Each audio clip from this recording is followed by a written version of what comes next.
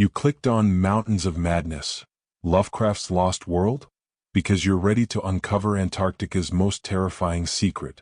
And in the next few minutes, we're diving deep into the icy depths of H.P. Lovecraft's masterpiece to reveal just how lost and how horrifying that world truly is. But this isn't just a story about an expedition gone wrong.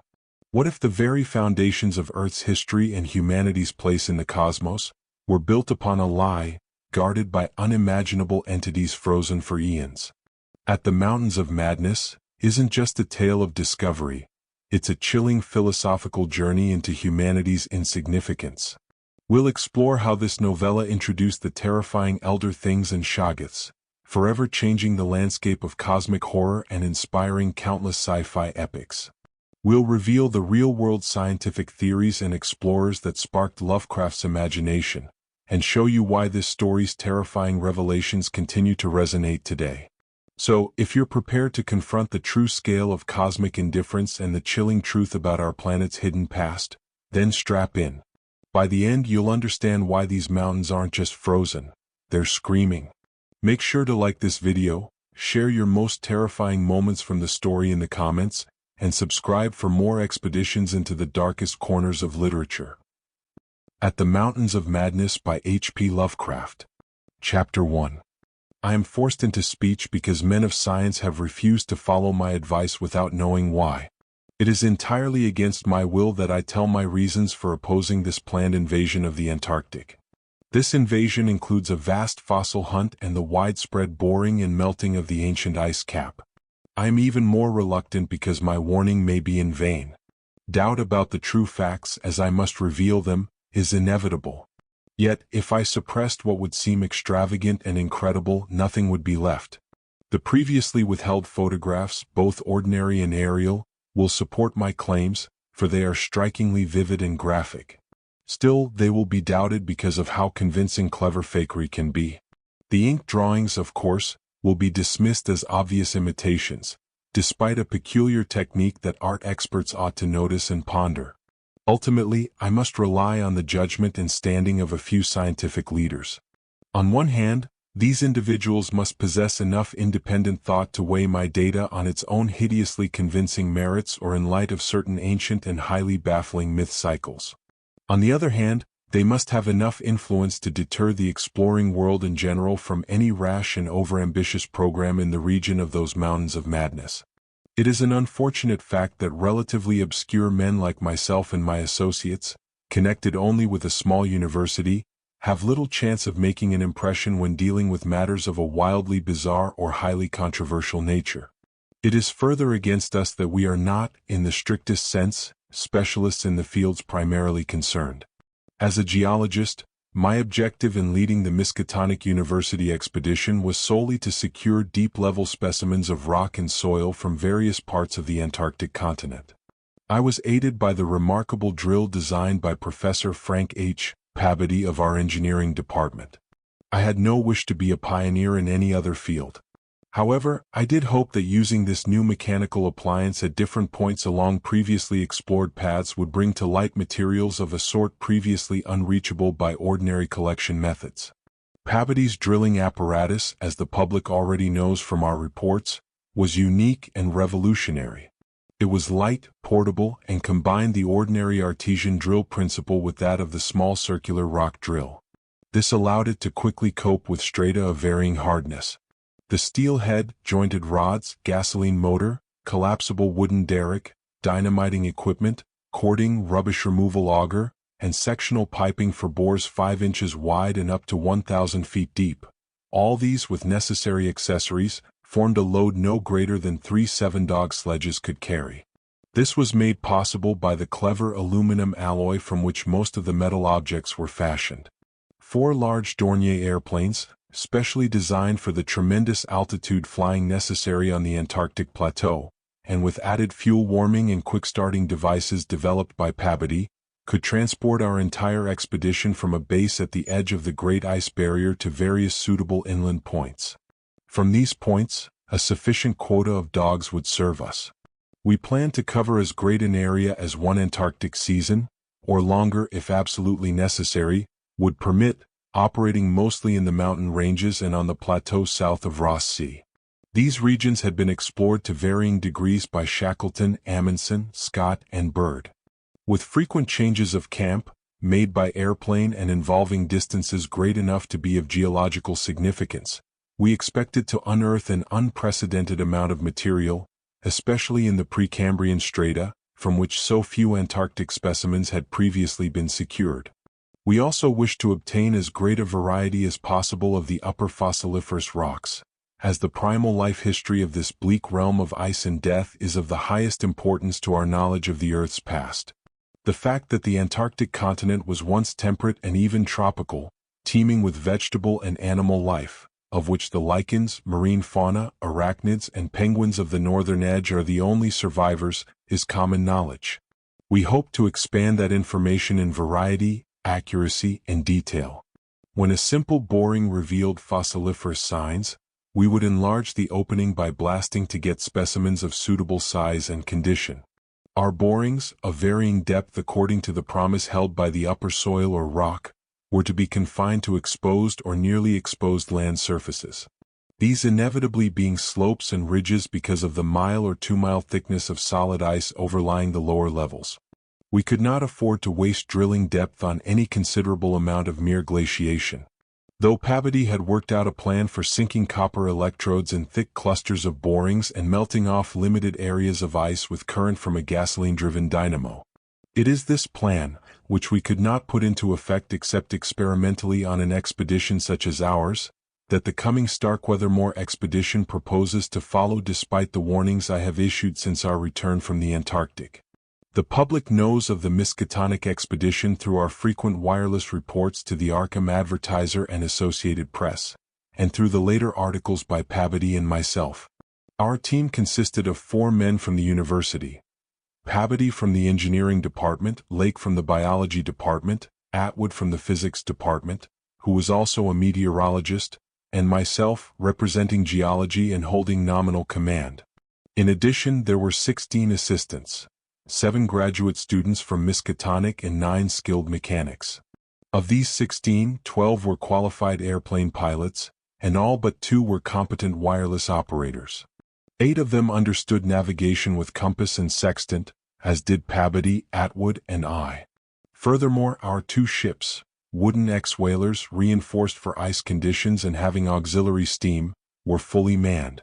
The Nathaniel Derby Pickman Foundation, aided by a few special contributions, financed the expedition. Hence, our preparations were extremely thorough despite the absence of great publicity. The dogs, sledges, machines, camp materials, and unassembled parts of our 5 planes were delivered in Boston, where our ships were loaded. We were marvelously well equipped for our specific purposes, and in all matters pertaining to supplies, regimen, transportation, and camp construction, we benefited from the excellent example of our many recent and exceptionally brilliant predecessors. It was the unusual number and fame of these predecessors that made our own expedition, ample though it was, so little noticed by the world at large. As the newspapers reported, we sailed from Boston Harbor on September 2, 1930. We took a leisurely course down the coast and through the Panama Canal, stopping at Samoa and Hobart, Tasmania, where we took on final supplies. None of our exploring party had ever been in the polar regions before, so we all relied greatly on our ship captains, J. B. Douglas, commanding the brig Arkham and serving as commander of the sea party, and George Thorfinson, commanding the bark Miskatonic. Both were veteran whalers in Antarctic waters. As we left the inhabited world behind, the sun sank lower and lower in the north, and stayed longer and longer above the horizon each day. At about 62 degrees south latitude, we sighted our first icebergs, table-like objects with vertical sides. Just before reaching the Antarctic Circle, which we crossed on October 20th with appropriately quaint ceremonies, we were considerably troubled by field ice. The falling temperature bothered me considerably after our long voyage through the tropics, but I tried to brace myself for the worst rigors to come. On many occasions, the curious atmospheric effects greatly enchanted me. These included a strikingly vivid mirage, the first I had ever seen, in which distant bergs became the battlements of unimaginable cosmic castles. Pushing through the ice, which was fortunately neither extensive nor thickly packed, we regained open water at south latitude 67 degrees, east longitude 175 degrees. On the morning of October 26th, a strong land blink appeared on the south, and before noon we all felt a thrill of excitement at beholding a vast, lofty and snow-clad mountain chain which opened out and covered the whole vista ahead. At last we had encountered an outpost of the great unknown continent and its cryptic world of frozen death. These peaks were obviously the Admiralty Range discovered by Ross, and it would now be our task to round Cape Adare and sail down the east coast of Victoria Land to our contemplated base on the shore of McMurdo Sound at the foot of the volcano Erebus in south latitude 77 degrees 9 minutes. The final leg of the voyage was vivid and imaginative. Great barren peaks of mystery loomed constantly against the west as the low northern sun of noon, or the even lower horizon grazing southern sun of midnight, poured its hazy reddish rays over the white snow, bluish ice and water lanes, and black bits of exposed granite slope. Through the desolate summits swept raging, intermittent gusts of the terrible Antarctic wind. Its cadences sometimes held vague suggestions of a wild and half-sentient musical piping, with notes extending over a wide range. For some subconscious, mnemonic reason, this seemed to me disquieting and even dimly terrible. Something about the scene reminded me of the strange and disturbing Asian paintings of Nicholas Roerich, and of the still stranger and more disturbing descriptions of the evilly fabled plateau of Lung which occur in the dreaded Necronomicon of the mad Arab Abdul al-Hazard. I was rather sorry later on that I had ever looked into that monstrous book at the college library. On November 7th, having temporarily lost sight of the westward range, we passed Franklin Island. The next day we sighted the cones of Mounts Erebus and Terror on Ross Island ahead, with the long line of the Perry Mountains beyond.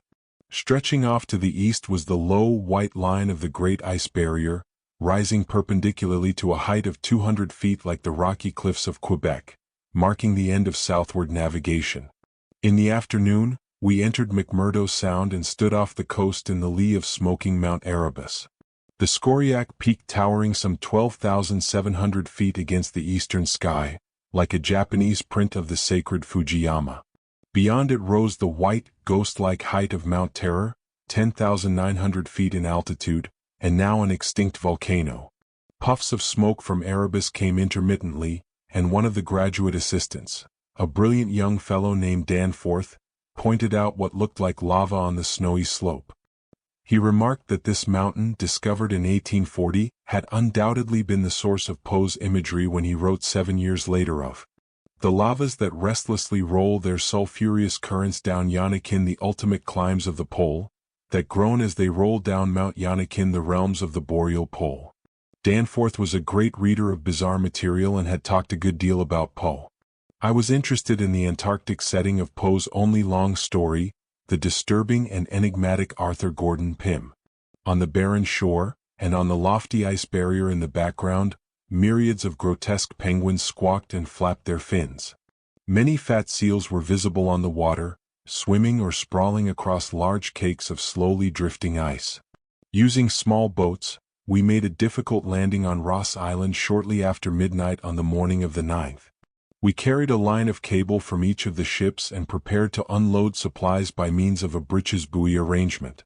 Our sensations on first treading Antarctic soil were poignant and complex, even though at this particular point the Scott and Shackleton expeditions had preceded us. Our camp on the frozen shore below the volcano's slope was only provisional, headquarters being kept aboard the Arkham. We landed all our drilling apparatus, dogs, sledges, tents, provisions, gasoline tanks, experimental ice-melting outfit, cameras both ordinary and aerial, airplane parts, and other accessories.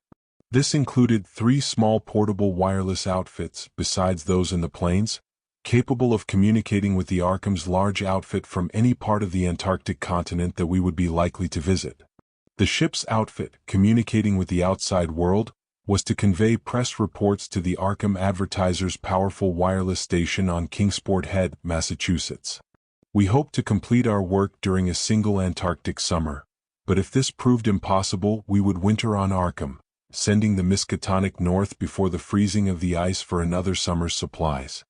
I need not repeat what the newspapers have already published about our early work, our ascent of Mount Erebus, our successful mineral borings at several points on Ross Island, and the singular speed with which Pabady's apparatus accomplished them, even through solid rock layers, our provisional test of the small ice-melting equipment, our perilous ascent of the Great Barrier with sledges and supplies, and our final assembling of 5 huge airplanes at the camp atop the barrier.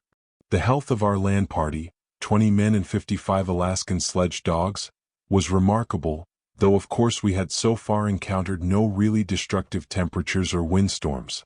For the most part, the thermometer varied between 0 and 20 degrees or 25 degrees above, and our experience with New England winters had accustomed us to rigors of this sort.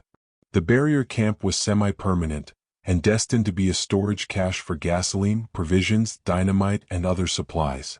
Only 4 of our planes were needed to carry the actual exploring material, the 5th being left with a pilot and 2 men from the ships at the storage cache to form a means of reaching us from Arkham in case all our exploring planes were lost. Later, when not using all the other planes for moving apparatus, we would employ 1 or 2 in a shuttle transportation service between this cache and another permanent base on the Great Plateau from 600 to 700 miles southward, beyond Beardmore Glacier.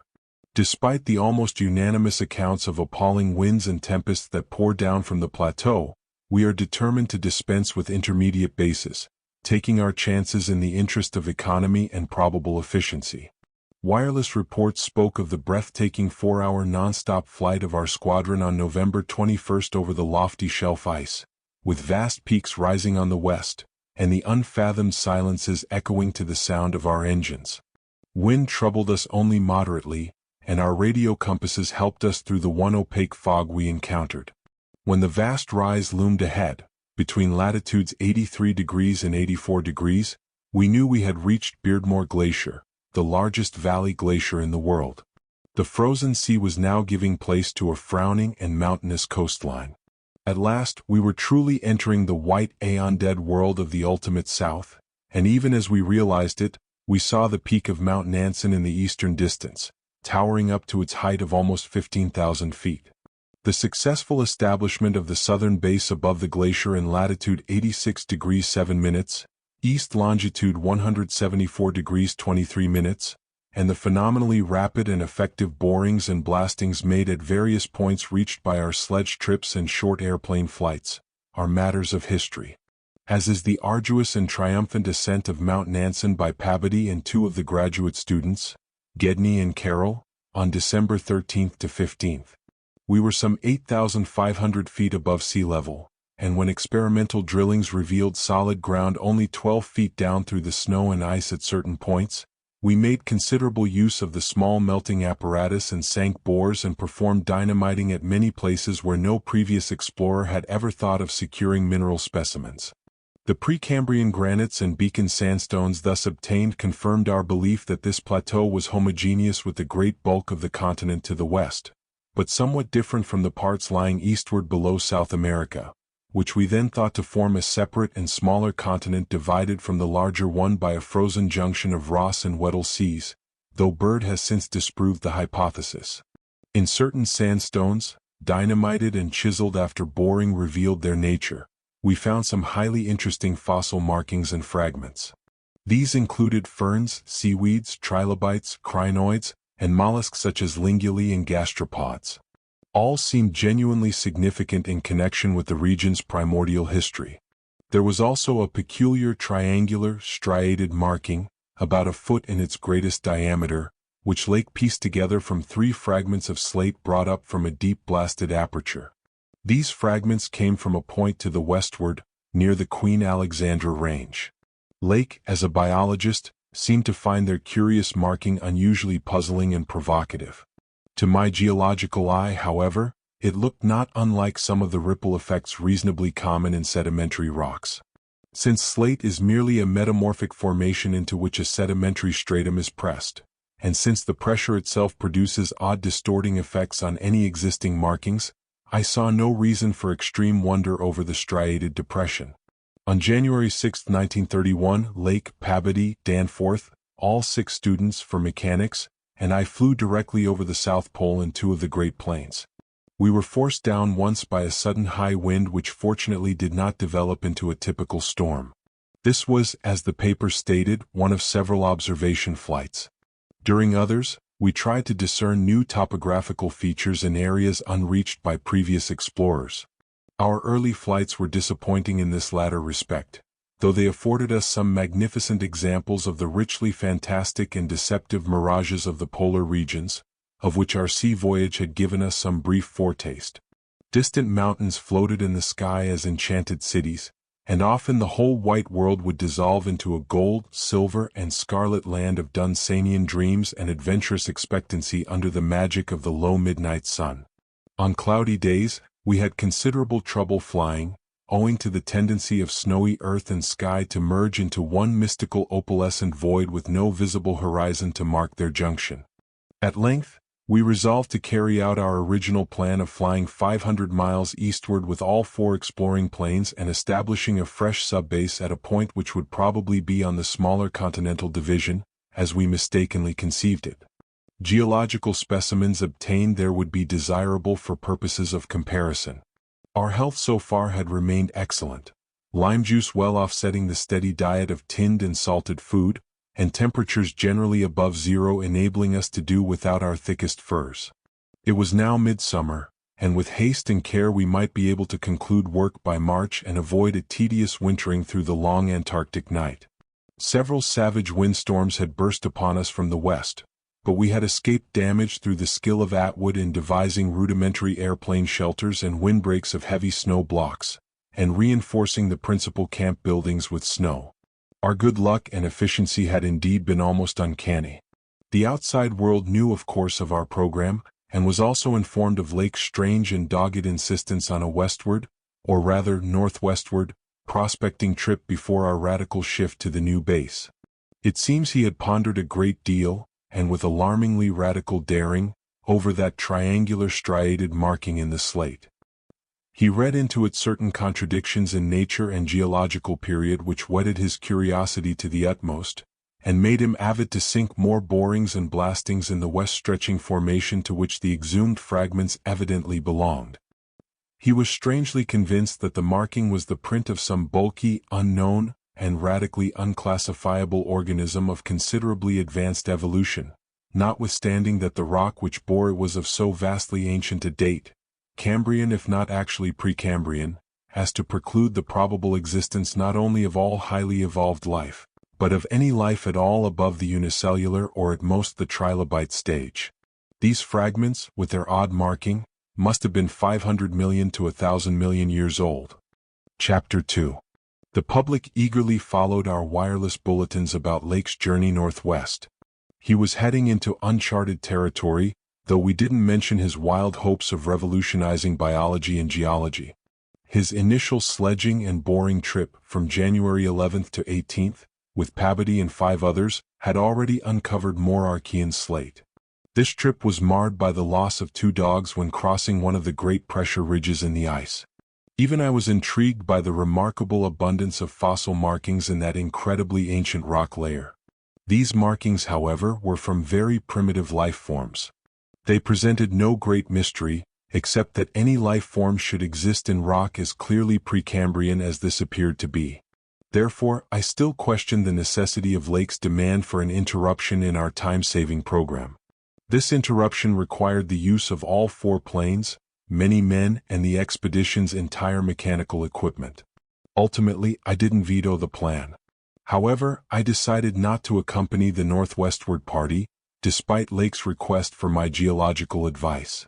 While they were gone, I would remain at the base with Pabodie and 5 men to finalize plans for our eastward shift.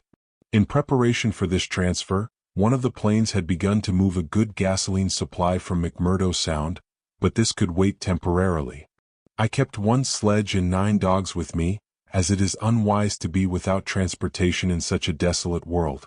Lake's sub-expedition into the unknown, as everyone will recall, sent out its own reports from the plane's shortwave transmitters. These were picked up simultaneously by our equipment at the southern base and by the Arkham at McMurdo Sound, from where they were relayed to the outside world on wavelengths up to 50 meters. The expedition began on January 22nd at 4 a.m. The first wireless message we received came only 2 hours later, when Lake spoke of descending and beginning small-scale ice melting and boring at a point about 300 miles from us. 6 hours after that, a second very excited message told of frantic beaver-like work. A shallow shaft had been sunk and blasted, culminating in the discovery of slate fragments with several markings similar to the one that had caused the original puzzlement. 3 hours later, a brief bulletin announced the resumption of the flight, facing a raw and piercing gale. When I sent a message protesting further hazards, Lake replied curtly that his new specimens made any hazard worth taking.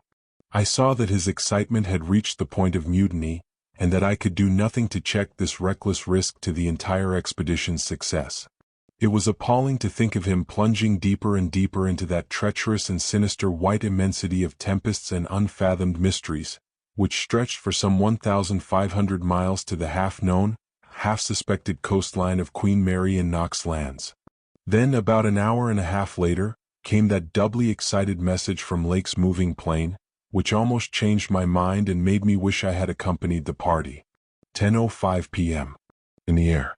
After the snowstorm, the mountain range ahead was higher than any previously seen. May equal Himalayas, considering plateau height. Probable latitude 76 degrees 15 minutes, longitude 113 degrees 10 minutes east. Stretches as far as can be seen to right and left. Suspicion of 2 smoking cones. All peaks black and bare of snow. Gale blowing off them impedes navigation. After that, Pabadi, the men, and I hung breathlessly over the receiver. The thought of this titanic mountain rampart 700 miles away ignited our deepest sense of adventure. We rejoiced that our expedition, if not ourselves personally, had discovered it. In half an hour, Lake called us again. Moulton's plane was forced down on a plateau in the foothills, but nobody was hurt and perhaps can repair it. Shall transfer essentials to the other 3 for return or further moves if necessary, but no more heavy plane travel needed just now. Mountains surpass anything imaginable. I am going up scouting in Carroll's plane with all weight out. You can't imagine anything like this. Highest peaks must be over 35,000 feet. Everest is out of the running. Atwood to calculate height with theodolite while Carroll and I go up. Probably wrong about cones, for formations look stratified. Possibly Precambrian slate with other strata mixed in. Queer skyline effects. Regular sections of cubes clinging to highest peaks. The whole thing was marvelous in the red-gold light of the low sun. Like a land of mystery in a dream, or a gateway to a forbidden world of untrodden wonder. I wish you were here to study. Though it was technically sleeping time, not one of us listeners thought for a moment of retiring. It must have been much the same at McMurdo Sound, where the supply cache and the Arkham were also receiving the messages. Captain Douglas congratulated everyone on the important find, and Sherman, the cache operator, seconded his sentiments. We were sorry, of course, about the damaged airplane, but hoped it could be easily mended. Then, at 11 p.m., came another call from Lake. Up with Carroll over the highest foothills. Don't dare try really tall peaks in present weather, but shall later. Frightful work climbing and hard going at this altitude, but worth it. The Great Range is fairly solid, so we can't get any glimpses beyond. The main summits exceed the Himalayas and are very strange.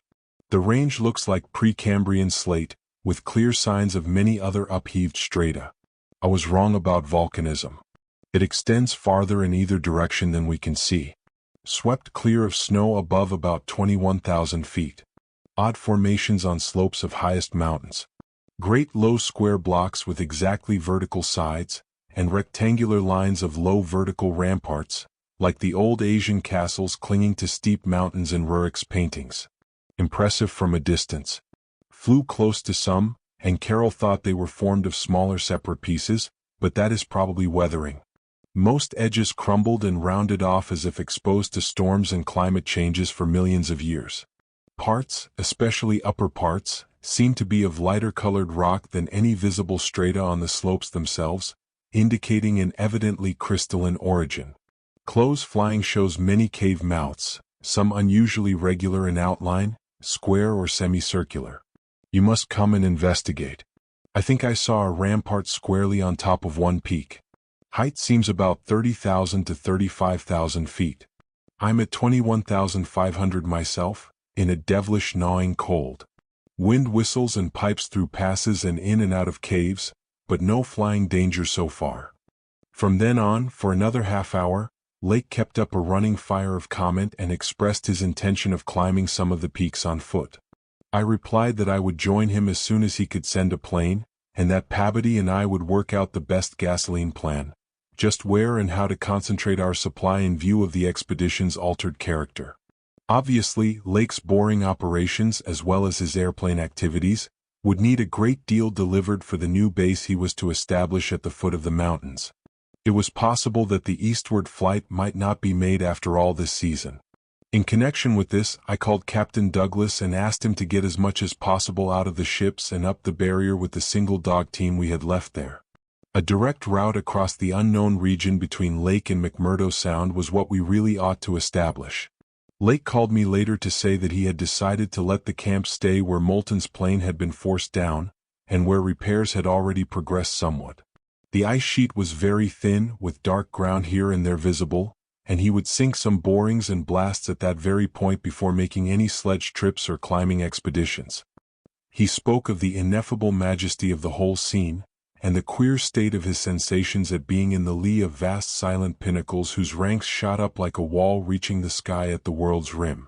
Atwood's theodolite observations had placed the height of the 5 tallest peaks at from 30,000 to 34,000 feet.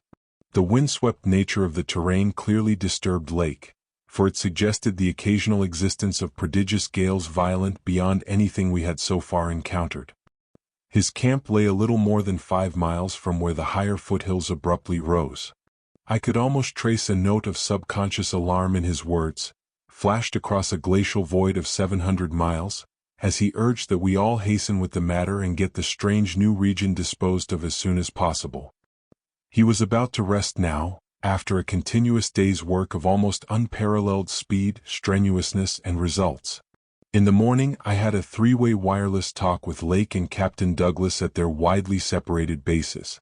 It was agreed that one of Lake's planes would come to my base for Pabody, the 5 men and myself, as well as for all the fuel it could carry.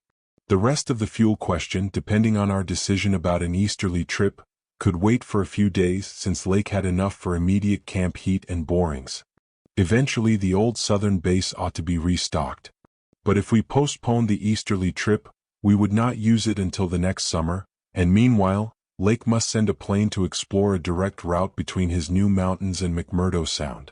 Pabody and I prepared to close our base for a short or long period, as the case might be. If we wintered in the Antarctic, we would probably fly straight from Lake's base to Arkham without returning to this spot. Some of our conical tents had already been reinforced by blocks of hard snow, and now we decided to complete the job of making a permanent Eskimo village. Owing to a very liberal tent supply, Lake had with him all that his base would need even after our arrival. I radioed that Pabody and I would be ready for the northwestward move after 1 day's work and 1 night's rest. Our labors, however, were not very steady after 4 p.m. Around that time, Lake began sending the most extraordinary and excited messages. His working day had started unpropitiously, since an airplane survey of the nearly exposed rock surfaces showed an entire absence of those Archean and primordial strata for which he was looking. These strata formed so great a part of the colossal peaks that loomed up at a tantalizing distance from the camp. Most of the rocks glimpsed were apparently Jurassic and Comanchean sandstones and Permian and Triassic schists, with now and then a glossy black outcropping suggesting a hard and slaty coal. This rather discouraged Lake, whose plans all hinged on unearthing specimens more than 500 million years older. It was clear to him that to recover the Archean slate vein in which he had found the odd markings, he would have to make a long sledge trip from these foothills to the steep slopes of the gigantic mountains themselves. He had resolved, nevertheless, to do some local boring as part of the expedition's general program. Hence, he set up the drill and put 5 men to work with it while the rest finished settling the camp and repairing the damaged airplane. The softest visible rock, a sandstone about 1/4 mile from the camp, had been chosen for the first sampling. The drill made excellent progress without much supplementary blasting. It was about 3 hours afterward, following the first really heavy blast of the operation, that the shouting of the drill crew was heard. Young Gedney, the acting foreman, rushed into the camp with the startling news. They had struck a cave. Early in the boring, the sandstone had given place to a vein of Comanchean limestone full of minute fossil cephalopods, corals, echini, and spirifera, and with occasional suggestions of siliceous sponges and marine vertebrate bones, the latter probably of teleosts, sharks, and ganoids. This in itself was important enough, as it afforded the first vertebrate fossils the expedition had yet secured. But when shortly afterward the drill head dropped through the stratum into apparent vacancy, a wholly new and doubly intense wave of excitement spread among the excavators. A good-sized blast had laid open the subterranean secret. Now, through a jagged aperture perhaps 5 feet across and 3 feet thick, there yawned before the avid searchers a section of shallow limestone hollowing worn more than 50 million years ago by the trickling groundwaters of a bygone tropic world. When Lake had satisfied the first keen edge of his curiosity, he scribbled a message in his notebook and had young Moulton run back to the camp to dispatch it by wireless. This was my first word of the discovery, and it told of the identification of early shells, bones of ganoids and placoderms, remnants of labyrinthodonts and thecodonts, great mosasaur skull fragments, dinosaur vertebrae and armor plates, pterodactyl teeth and wing bones, Archaeopteryx debris, Miocene shark's teeth, primitive bird skulls and skulls, vertebrae and other bones of archaic mammals such as paleotheres, Ziphodons, Dinosauraces, Eohippi, Oreodons, and Titanotheres. There was nothing as recent as a mastodon, elephant, true camel, deer, or bovine animal. Hence, Lake concluded that the last deposits had occurred during the Oligocene age, and that the hollowed stratum had lain in its present dried, dead, and inaccessible state for at least 30 million years. On the other hand, the prevalence of very early life forms was singular in the highest degree. Though the limestone formation was, on the evidence of such typical embedded fossils as ventriculites, positively and unmistakably Comanchean and not a particle earlier, the free fragments in the hollow space included a surprising proportion from organisms hitherto considered peculiar to far older periods, even rudimentary fishes, mollusks, and corals as remote as the Silurian or Ordovician. The inevitable inference was that in this part of the world there had been a remarkable and unique degree of continuity between the life of over 300 million years ago and that of only 30 million years ago. How far this continuity had extended beyond the Oligocene age when the cavern was closed, was of course past all speculation. In any event, the coming of the frightful ice in the Pleistocene some 500,000 years ago, a mere yesterday as compared with the age of this cavity, must have put an end to any of the primal forms which had locally managed to outlive their common terms. Lake was not content to let his first message stand, but had another bulletin written and dispatched across the snow to the camp before Moulton could get back. After that, Moulton stayed at the wireless in one of the planes, transmitting to me, and to the Arkham for relaying to the outside world, the frequent postscripts which Lake sent him by a succession of messengers. Those who followed the newspapers will remember the excitement created among men of science by that afternoon's reports which have finally led, after all these years, to the organization of that very Starkweather-Moore expedition which I am so anxious to dissuade from its purposes. I had better give the messages literally as Lake sent them, and as our base operator McTighe translated them from his pencil shorthand. Fowler makes discovery of highest importance in sandstone and limestone fragments from blasts. Several distinct triangular striated prints like those in Archean slate, proving that source survived from over 600 million years ago to Comanchean times without more than moderate morphological changes and decrease in average size. Comanchean prints are apparently more primitive or decadent, if anything, than older ones. Emphasize importance of discovery in press. Will mean to biology what Einstein has meant to mathematics and physics. Joins up with my previous work and amplifies conclusions.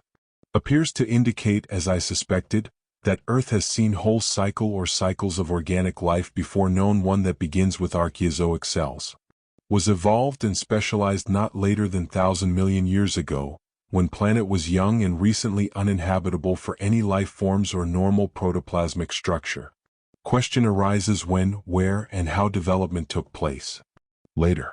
Examining certain skeletal fragments of large land and marine saurians and primitive mammals, find singular local wounds or injuries to bony structure not attributable to any known predatory or carnivorous animal of any period. Of two sorts, straight, penetrant bores and apparently hacking incisions. 1 or 2 cases of cleanly severed bone. Not many specimens affected. AM sending to camp for electric torches. Will extend search area underground by hacking away stalactites. Chapter 3. Still later. Have found a peculiar soapstone fragment about 6 inches across and 1.5 inches thick, wholly unlike any visible local formation. Greenish but no evidence to place its period. Has curious smoothness and regularity. Shaped like a 5-pointed star with tips broken off, and signs of other cleavage at inward angles and in the center of surface. Small, smooth depression in the center of the unbroken surface. Arouses much curiosity as to source and weathering. Probably some freak of water action. Carroll, with a magnifier, thinks he can make out additional markings of geologic significance. Groups of tiny dots in regular patterns. Dogs grow uneasy as we work and seem to hate this soapstone. Must see if it has any peculiar odor. We'll report again when Mills gets back with light and we start on the underground area. 10:15 p.m. Important discovery. Orendorff and Watkins, working underground at 9:45 with light, found a monstrous barrel-shaped fossil of wholly unknown nature. Probably vegetables unless an overgrown specimen of unknown marine radiata. Tissue evidently preserved by mineral salts. Tough as leather but astonishing flexibility retained in places. Marks of broken-off parts at ends and around sides. 6 feet end to end, 3.5 feet central diameter, tapering to 1 foot at each end. Like a barrel with 5 bulging ridges in place of staves. Lateral breakages, as of finished stalks, are at the equator in the middle of these ridges. In furrows between ridges are curious growths. Combs or wings that fold up and spread out like fans. All greatly damaged but one, which gives an almost 7-foot wingspan. Arrangement reminds one of certain monsters of primal myth, especially fabled elder things in Necronomicon. These wings seem to be membranous, stretched on a framework of glandular tubing. Apparent minute orifices and frame tubing at wing tips. The ends of the body shriveled, giving no clue to interior or to what has been broken off there. Must dissect when we get back to camp. I can't decide whether it is a vegetable or animal. Many features obviously of almost incredible primitiveness. Have set all hands cutting stalactites and looking for further specimens. Additional scarred bones found, but these must wait. Having trouble with dogs. They can't endure the new specimen, and would probably tear it to pieces if we didn't keep it at a distance from them. 11:30 p.m. Attention Dyer, Pabody, Douglas. Matter of highest, I might say transcendent, importance. Arkham must relay to Kingsport Head Station at once. Strange barrel growth is the Archean thing that left prints in rocks. Mills, Boudreau, and Fowler discover a cluster of 13 more at an underground point 40 feet from the aperture. Mixed with curiously rounded and configured soapstone fragments smaller than one previously found, star-shaped but no marks of breakage except at some of the points. Of organic specimens, 8 are apparently perfect with all appendages. Have brought all to the surface, leading off dogs to a distance. They cannot stand these things. Give close attention to the description and repeat back for accuracy. Papers must get this right. Objects are 8 feet long overall.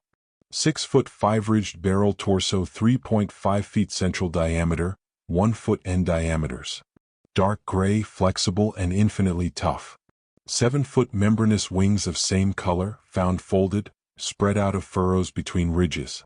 Wing framework tubular or glandular, of lighter gray, with orifices at wing tips.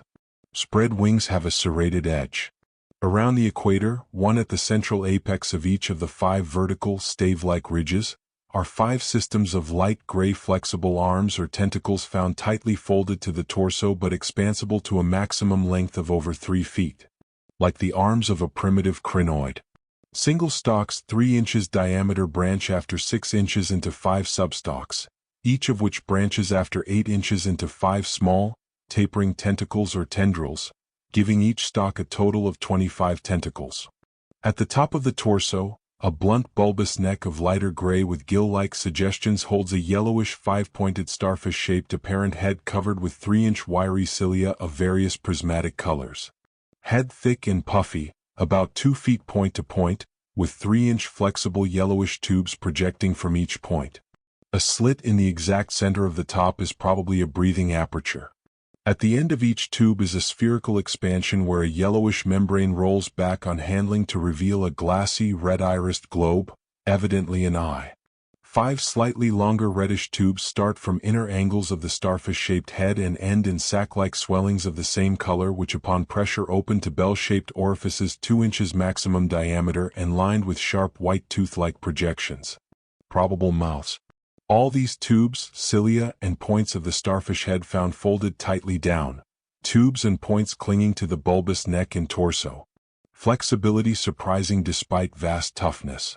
At the bottom of the torso, rough but dissimilarly functioning counterparts of head arrangements exist. A bulbous light gray pseudoneck, without gill suggestions, holds a greenish 5-pointed starfish arrangement. Tough, muscular arms 4 feet long and tapering from 7 inches diameter at the base to about 2.5 at the point.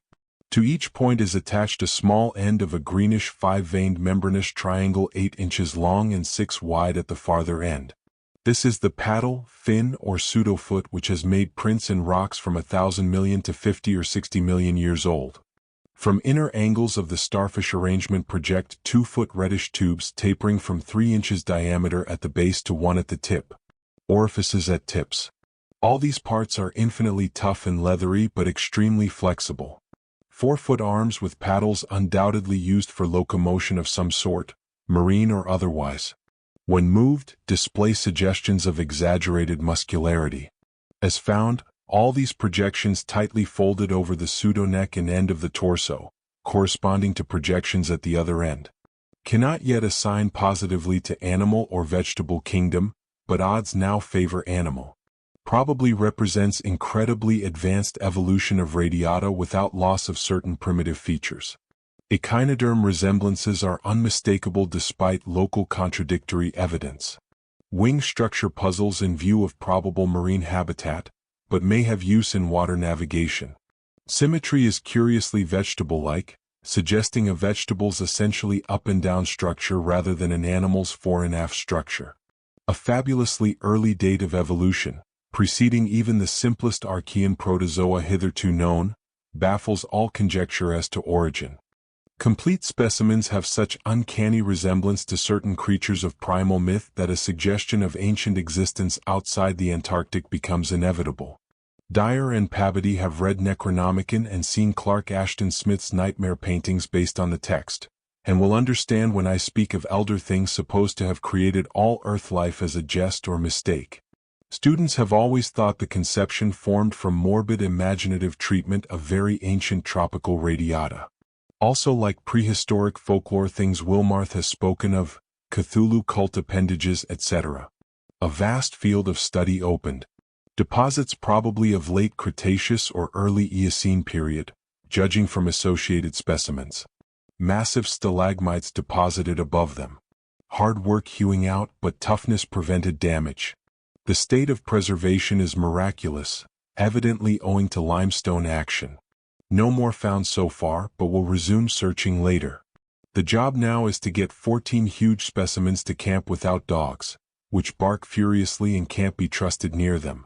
With 9 men, 3 left to guard the dogs, we ought to manage the 3 sledges fairly well, though the wind is bad.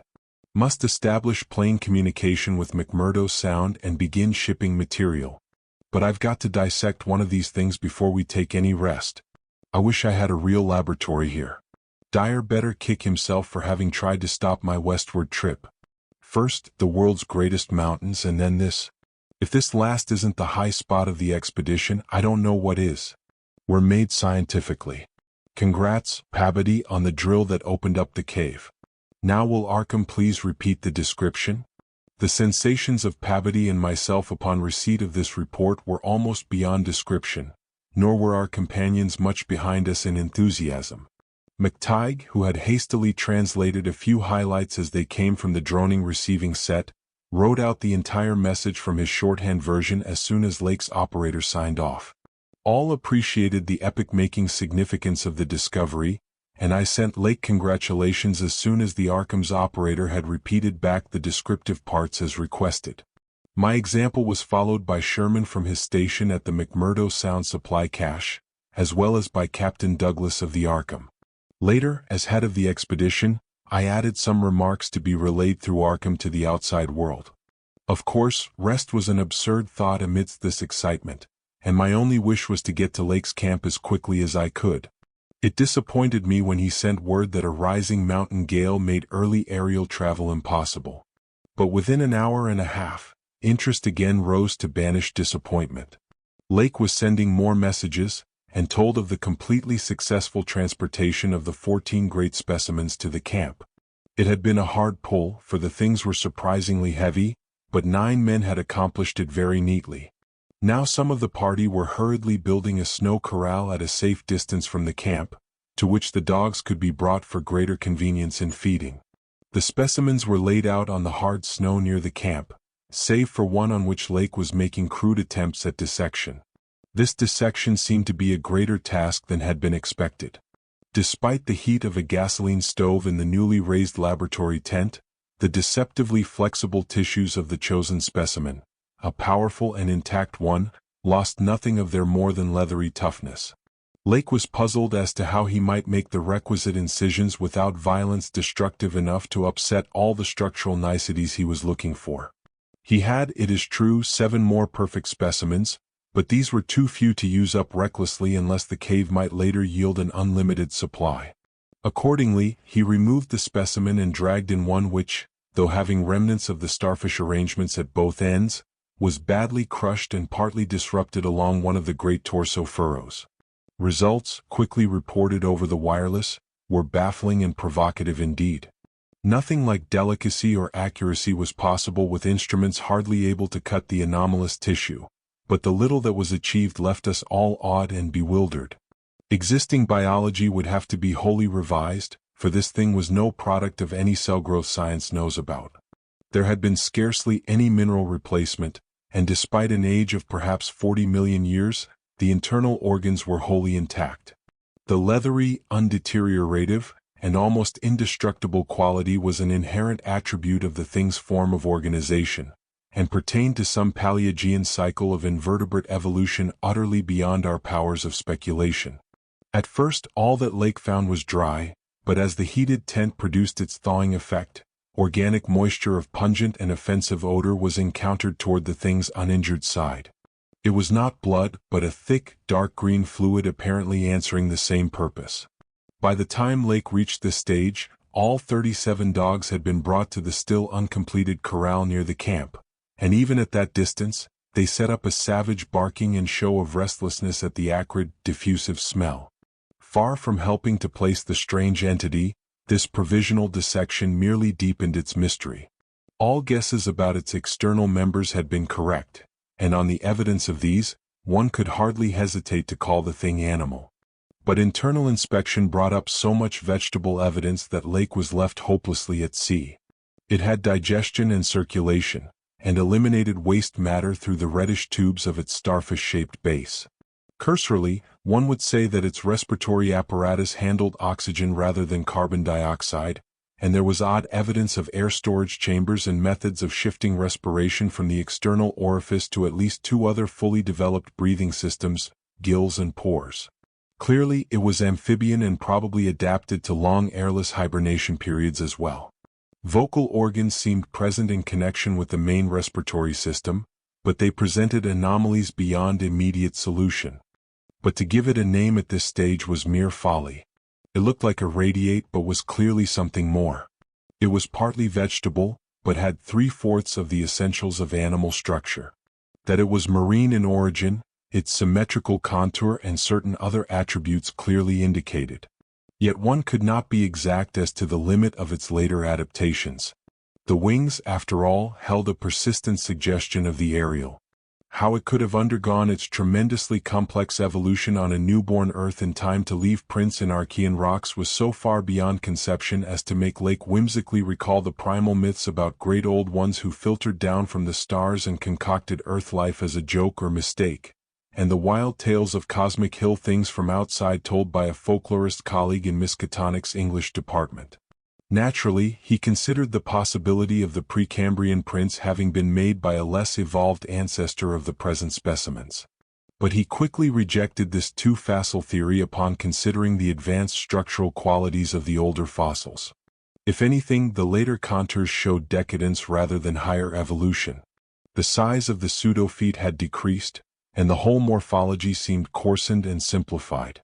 Moreover, the nerves and organs just examined held singular suggestions of retrogression from forms still more complex. Atrophied and vestigial parts were surprisingly prevalent. Altogether, little could be said to have been solved, and Lake fell back on mythology for a provisional name, jocosely dubbing his finds the Elder Ones. At about 2:30 a.m., having decided to postpone further work and get a little rest, he covered the dissected organism with a tarpaulin, emerged from the laboratory tent, and studied the intact specimens with renewed interest. The ceaseless Antarctic sun had begun to limber up their tissues a trifle, so that the head points and tubes of 2 or 3 showed signs of unfolding. But Lake did not believe there was any danger of immediate decomposition in the almost sub-zero air. He did, however, move all the undissected specimens closer together and throw a spare tent over them in order to keep off the direct solar rays. That would also help to keep their possible scent away from the dogs, whose hostile unrest was really becoming a problem even at their substantial distance and behind the higher and higher snow walls which an increased quota of the men were hastening to raise around their quarters. He had to weigh down the corners of the tent cloth with heavy blocks of snow to hold it in place amidst the rising gale, for the Titan Mountains seemed about to deliver some gravely severe blasts. Early apprehensions about sudden Antarctic winds were revived, and under Atwood's supervision, precautions were taken to bank the tents, new dog corral, and crude airplane shelters with snow on the mountain ward side. These latter shelters, begun with hard snow blocks during odd moments, were by no means as high as they should have been, and Lake finally detached all hands from other tasks to work on them. It was after 4 when Lake at last prepared to sign off and advised us all to share the rest period his outfit would take when the shelter walls were a little higher. He held some friendly chat with Pabody over the ether, and repeated his praise of the really marvelous drills that had helped him make his discovery. Atwood also sent greetings and praises. I gave Lake a warm word of congratulation, owning up that he was right about the western trip, and we all agreed to get in touch by wireless at 10 in the morning. If the gale was then over, Lake would send a plane for the party at my base. Just before retiring, I dispatched a final message to the Arkham with instructions about toning down the day's news for the outside world, since the full details seemed radical enough to rouse a wave of incredulity until further substantiated. Chapter 4. It is only with vast hesitancy and repugnance that I let my mind go back to Lake's camp and what we really found there, and to that other thing beyond the frightful mountain wall. I am constantly tempted to shirk the details and let hints stand for actual facts and ineluctable deductions. I hope I have said enough already to let me glide briefly over the rest, that is, of the horror at the camp. I have told of the wind-ravaged terrain, the damaged shelters, the disarranged machinery, the varied uneasiness of our dogs. I've spoken of the missing sledges and other items, the deaths of men and dogs, the absence of Gedney, and the 6 insanely buried biological specimens. These specimens, from a world 40 million years dead, were strangely sound in texture for all their structural injuries. I do not recall whether I mentioned that, upon checking the canine bodies, we found 1 dog missing. We did not think much about that till later. Indeed, only Danforth and I have thought of it at all. The principal things I have been keeping back relate to the bodies and to certain subtle points. These points may or may not lend a hideous and incredible kind of rationale to the apparent chaos. At the time, I tried to keep the men's minds off those points, for it was so much simpler, so much more normal, to attribute everything to an outbreak of madness on the part of some of Lake's party. From the look of things, that demon mountain wind must have been enough to drive any man mad in the midst of this center of all earthly mystery and desolation. The crowning abnormality, of course, was the condition of the bodies, men and dogs alike. They had all been in some terrible kind of conflict and were torn and mangled in fiendish and altogether inexplicable ways. Death, so far as we could judge, had in each case come from strangulation or laceration. The dogs had evidently started the trouble, for the state of their ill-built corral bore witness to its forcible breakage from within. It had been set some distance from the camp because of the animals' hatred for those hellish archaean organisms, but the precaution seemed to have been taken in vain. When left alone in that monstrous wind behind flimsy walls of insufficient height, they must have stampeded. Whether from the wind itself or from some subtle, increasing odor emitted by the nightmare specimens, one could not say. Those specimens, of course, had been covered with a tent cloth. Yet the low Antarctic sun had beaten steadily upon that cloth, and Lake had mentioned that solar heat tended to make the strangely sound and tough tissues of the things relax and expand. Perhaps the wind had whipped the cloth from over them and jostled them about in such a way that their more pungent olfactory qualities became manifest, despite their unbelievable antiquity. But whatever had happened, it was hideous and revolting enough. Perhaps I had better put squeamishness aside and tell the worst at last, though with a categorical statement of opinion, based on the first-hand observations and most rigid deductions of both Danforth and myself, that the then-missing Gedney was in no way responsible for the loathsome horrors we found. I have said that the bodies were frightfully mangled. Now I must add that some were incised and subtracted from in the most curious, cold-blooded, and inhuman fashion. It was the same with dogs and men. All the healthier, fatter bodies, quadrupedal or bipedal, had had their most solid masses of tissue cut out and removed, as by a careful butcher. Around them was a strange sprinkling of salt, taken from the ravaged provision chests on the plains, which conjured up the most horrible associations.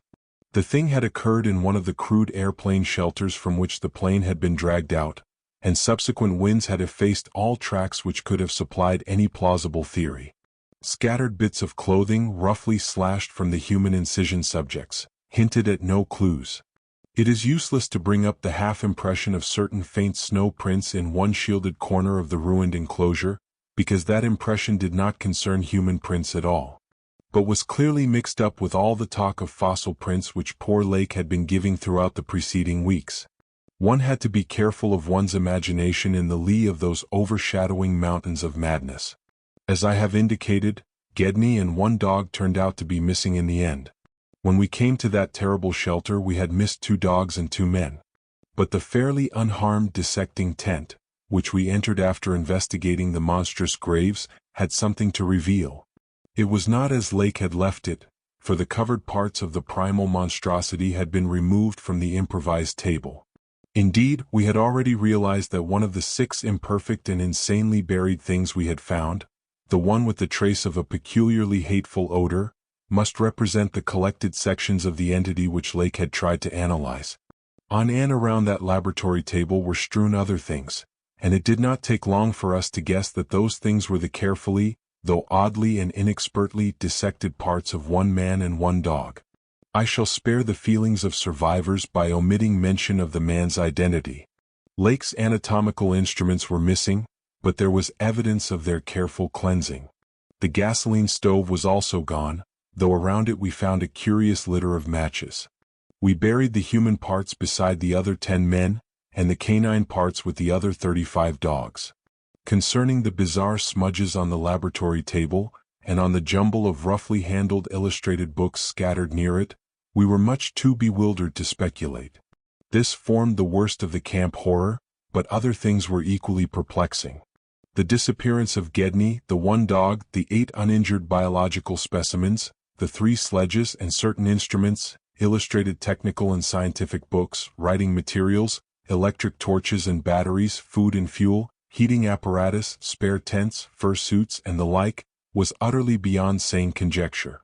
As were likewise the spatter-fringed ink blots on certain pieces of paper, and the evidence of curious alien fumbling and experimentation around the planes and all other mechanical devices both at the camp and at the boring site. The dogs seemed to abhor this oddly disordered machinery. Then, too, there was the upsetting of the larder, the disappearance of certain staples, and the jarringly comical heap of tin cans pried open in the most unlikely ways and at the most unlikely places. The profusion of scattered matches, intact, broken, or spent, formed another minor enigma, as did the 2 or 3 tent cloths and fur suits which we found lying about with peculiar and unorthodox slashings, conceivably due to clumsy efforts at unimaginable adaptations. The maltreatment of the human and canine bodies, and the crazy burial of the damaged Archean specimens, were all of a piece with this apparent disintegrative madness. In view of just such an eventuality as the present one, we carefully photographed all the main evidence of insane disorder at the camp and shall use the prints to buttress our pleas against the departure of the proposed Starkweather expedition. Our first act after finding the bodies in the shelter was to photograph and open the row of insane graves with the 5-pointed snow mounds. We could not help noticing the resemblance of these monstrous mounds, with their clusters of grouped dots, to poor Lake's descriptions of the strange greenish soapstones. When we came upon some of the soapstones themselves in the great mineral pile, we found the likeness very close indeed. The whole general formation, it must be made clear, seemed abominably suggestive of the starfish head of the Archean entities. We agreed that the suggestion must have worked potently upon the sensitized minds of Lake's overwrought party. Our own first sight of the actual buried entities formed a horrible moment and sent the imaginations of Pabody and myself back to some of the shocking primal myths we had read and heard. We all agreed that the mere sight and continued presence of the things must have cooperated with the oppressive polar solitude and demon mountain wind in driving Lake's party mad. For madness, centering in Gedney as the only possible surviving agent, was the explanation spontaneously adopted by everybody so far as spoken utterance was concerned. Though I will not be so naive as to deny that each of us may have harbored wild guesses which sanity forbade him to formulate completely. Sherman, Pabody, and McTighe made an exhaustive airplane cruise over all the surrounding territory in the afternoon, sweeping the horizon with field glasses in quest of Gedney and of the various missing things, but nothing came to light. The party reported that the Titan barrier range extended endlessly to right and left alike, without any diminution in height or essential structure. On some of the peaks, though, the regular cube and rampart formations were bolder and plainer, having doubly fantastic similitudes to Rurik-painted Asian hill ruins. The distribution of cryptical cave mouths on the black, snow-denuded summits seemed roughly even as far as the range could be traced. In spite of all the prevailing horrors, we were left with enough sheer scientific zeal and adventurousness to wonder about the unknown realm beyond those mysterious mountains. As our guarded messages stated, we rested at midnight after our day of terror and bafflement, but not without a tentative plan for one or more range-crossing altitude flights in a lightened plane with an aerial camera and geologist's outfit, beginning the following morning. It was decided that Danforth and I would try it first, and we awakened at 7 a.m. intending an early trip. Though heavy winds, mentioned in our brief bulletin to the outside world, delayed our start till nearly 9 o'clock. I have already repeated the non-committal story we told the men at camp and relayed outside after our return 16 hours later. It is now my terrible duty to amplify this account by filling in the merciful blanks with hints of what we really saw in the hidden transmontane world. Hints of the revelations which have finally driven Danforth to a nervous collapse.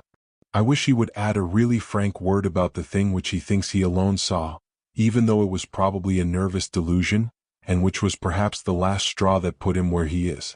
But he is firm against that. All I can do is to repeat his later disjointed whispers about what set him shrieking as the plane soared back through the wind-tortured mountain pass after that real and tangible shock which I shared. This will form my last word. If the plain signs of surviving elder horrors in what I disclose be not enough to keep others from meddling with the inner Antarctic, or at least from prying too deeply beneath the surface of that ultimate waste of forbidden secrets and unhuman aeon-cursed desolation, the responsibility for unnameable and perhaps immeasurable evils will not be mine. Danforth and I, studying the notes made by Pabody in his afternoon flight and checking up with a sextant, had calculated that the lowest available pass in the range lay somewhat to the right of us, within sight of camp, and about 23 or 24,000 feet above sea level. For this point, then, we first headed in the lightened plane as we embarked on our flight of discovery. The camp itself, on foothills which sprang from a high continental plateau, was some 12,000 feet in altitude, hence the actual height increase necessary was not so vast as it might seem. Nevertheless, we were acutely conscious of the rarefied air and intense cold as we rose, for on account of visibility conditions, we had to leave the cabin windows open. We were dressed, of course, in our heaviest furs. As we drew near the forbidding peaks, dark and sinister above the line of crevasse-riven snow and interstitial glaciers, we noticed more and more the curiously regular formations clinging to the slopes and thought again of the strange Asian paintings of Nicholas Roerich. The ancient and wind-weathered rock strata fully verified all of Lake's bulletins and proved that these hoary pinnacles had been towering up in exactly the same way since a surprisingly early time in Earth's history, perhaps over 50 million years. How much higher they had once been it was futile to guess, but everything about this strange region pointed to obscure atmospheric influences unfavorable to change and calculated to retard the usual climatic processes of rock disintegration. But it was the mountainside tangle of regular cubes, ramparts, and cave mouths which fascinated and disturbed us most.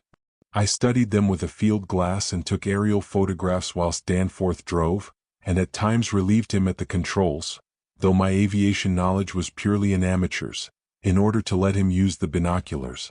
We could easily see that much of the material of the things was a lightish Archean quartzite, unlike any formation visible over broad areas of the general surface, and that their regularity was extreme and uncanny to an extent which poor Lake had scarcely hinted at. As he had said, their edges were crumbled and rounded from untold eons of savage weathering, but their preternatural solidity and tough material had saved them from obliteration. Many parts, especially those closest to the slopes, seemed identical in substance with the surrounding rock surface. The whole arrangement looked like the ruins of Machu Picchu in the Andes, or the primal foundation walls of Kish as dug up by the Oxford Field Museum expedition in 1929.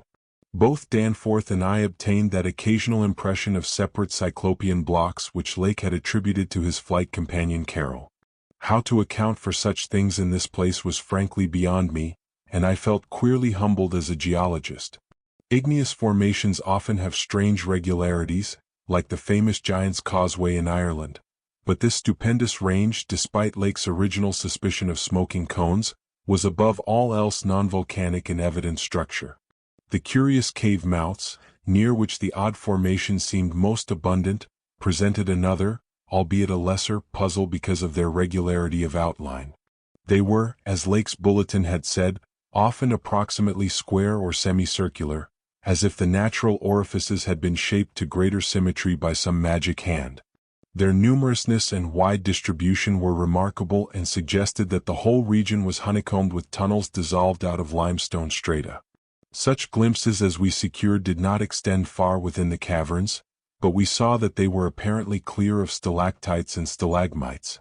Outside, those parts of the mountain slopes adjoining the apertures seemed invariably smooth and regular, and Danforth thought that the slight cracks and pittings of the weathering tended toward unusual patterns. Filled as he was with the horrors and strangenesses discovered at the camp, he hinted that the pittings vaguely resembled those baffling groups of dots sprinkled over the primeval greenish soapstones, so hideously duplicated on the madly conceived snow mounds above those 6 buried monstrosities. We had risen gradually in flying over the higher foothills and along toward the relatively low pass we had selected. As we advanced, we occasionally looked down at the snow and ice of the land route, wondering whether we could have attempted the trip with the simpler equipment of earlier days. Somewhat to our surprise, we saw that the terrain was far from difficult as such things go, and that despite the crevasses and other bad spots, it would not have been likely to deter the sledges of a Scott, a Shackleton, or an Amundsen. Some of the glaciers appeared to lead up to wind-bared passes with unusual continuity, and upon reaching our chosen pass, we found that its case formed no exception. Our sensations of tense expectancy as we prepared to round the crest and peer out over an untrodden world can hardly be described on paper, even though we had no cause to think the regions beyond the range essentially different from those already seen and traversed. The touch of evil mystery in these barrier mountains, and in the beckoning sea of opalescent sky glimpsed between their summits, was a highly subtle and attenuated matter not to be explained in literal words. Rather was it an affair of vague psychological symbolism and aesthetic association, a thing mixed up with exotic poetry and paintings and with archaic myths lurking in shunned and forbidden volumes. Even the wind's burden held a peculiar strain of conscious malignity, and for a second it seemed that the composite sound included a bizarre musical whistling or piping over a wide range as the blast swept in and out of the omnipresent and resonant cave mouths. There was a cloudy note of reminiscent repulsion in this sound, as complex and unplaceable as any of the other dark impressions. We were now, after a slow ascent, at a height of 23,570 feet according to the aneroid, and had left the region of clinging snow definitely below us. Up here were only dark, bare rock slopes and the start of rough-ribbed glaciers, but with those provocative cubes, ramparts, and echoing cave mouths to add a portent of the unnatural, the fantastic, and the dreamlike. Looking along the line of high peaks, I thought I could see the one mentioned by Poor Lake, with a rampart exactly on top. It seemed to be half lost in a queer Antarctic haze, such a haze, perhaps, as had been responsible for Lake's early notion of volcanism. The pass loomed directly before us, smooth and windswept between its jagged and malignly frowning pylons. Beyond it was a sky fretted with swirling vapors and lighted by the low polar sun, the sky of that mysterious farther realm upon which we felt no human eye had ever gazed. A few more feet of altitude and we would behold that realm. Danforth and I, unable to speak except in shouts amidst the howling, piping wind that raced through the pass and added to the noise of the unmuffled engines, exchanged eloquent glances. And then, having gained those last few feet, we did indeed stare across the momentous divide and over the unsampled secrets of an elder and utterly alien earth. Chapter 5. I think that both of us simultaneously cried out in mixed awe, wonder, terror, and disbelief in our own senses as we finally cleared the pass and saw what lay beyond. Of course, we must have had some natural theory in the back of our heads to steady our faculties for the moment. Probably we thought of such things as the grotesquely weathered stones of the Garden of the Gods in Colorado, or the fantastically symmetrical wind-carved rocks of the Arizona desert. Perhaps we even half thought the sight a mirage like that we had seen the morning before on first approaching those mountains of madness. We must have had some such normal notions to fall back upon as our eyes swept that limitless tempest-scarred plateau and grasped the almost endless labyrinth of colossal, regular, and geometrically eurythmic stone masses. These reared their crumbled and pitted crests above a glacial sheet not more than 40 or 50 feet deep at its thickest, and in places obviously thinner. The effect of the monstrous sight was indescribable, for some fiendish violation of known natural law seemed certain at the outset. Here, on a hellishly ancient tableland fully 20,000 feet high, and in a climate deadly to habitation since a pre-human age not less than 500,000 years ago, there stretched nearly to the vision's limit a tangle of orderly stone.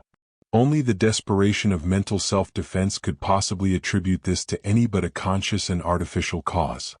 We had previously dismissed, so far as serious thought was concerned, any theory that the cubes and ramparts of the mountainsides were other than natural in origin. How could they be otherwise, when man himself could scarcely have been differentiated from the great apes at the time when this region succumbed to the present unbroken reign of glacial death? Yet now the sway of reason seemed irrefutably shaken, for this cyclopean maze of squared, curved, and angled blocks had features which cut off all comfortable refuge. It was, very clearly, the blasphemous city of the mirage in stark, objective, and ineluctable reality. That damnable portent had had a material basis after all. There had been some horizontal stratum of ice dust in the upper air, and this shocking stone survival had projected its image across the mountains according to the simple laws of reflection. Of course, the phantom had been twisted and exaggerated, and had contained things which the real source did not contain. Yet now, as we saw that real source, we thought it even more hideous and menacing than its distant image. Only the incredible, unhuman massiveness of these vast stone towers and ramparts had saved the frightful thing from utter annihilation in the hundreds of thousands, perhaps millions, of years it had brooded there amidst the blasts of a bleak upland. Corona Mundi, roof of the world, all sorts of fantastic phrases sprang to our lips as we looked dizzily down at the unbelievable spectacle. I thought again of the eldritch primal myths that had so persistently haunted me since my first sight of this dead Antarctic world, of the demoniac plateau of Lung, of the Migo or abominable snowmen of the Himalayas, of the Akkadic manuscripts with their pre-human implications, of the Cthulhu cult, of the Necronomicon, and of the Hyperborean legends of formless Tsathoggua and the worse-than-formless star spawn associated with that semi-entity. For boundless miles in every direction, the thing stretched off with very little thinning. Indeed, as our eyes followed it to the right and left along the base of the low gradual foothills which separated it from the actual mountain rim, we decided that we could see no thinning at all except for an interruption at the left of the pass through which we had come. We had merely struck, at random, a limited part of something of incalculable extent. The foothills were more sparsely sprinkled with grotesque stone structures, linking the terrible city to the already familiar cubes and ramparts which evidently formed its mountain outposts.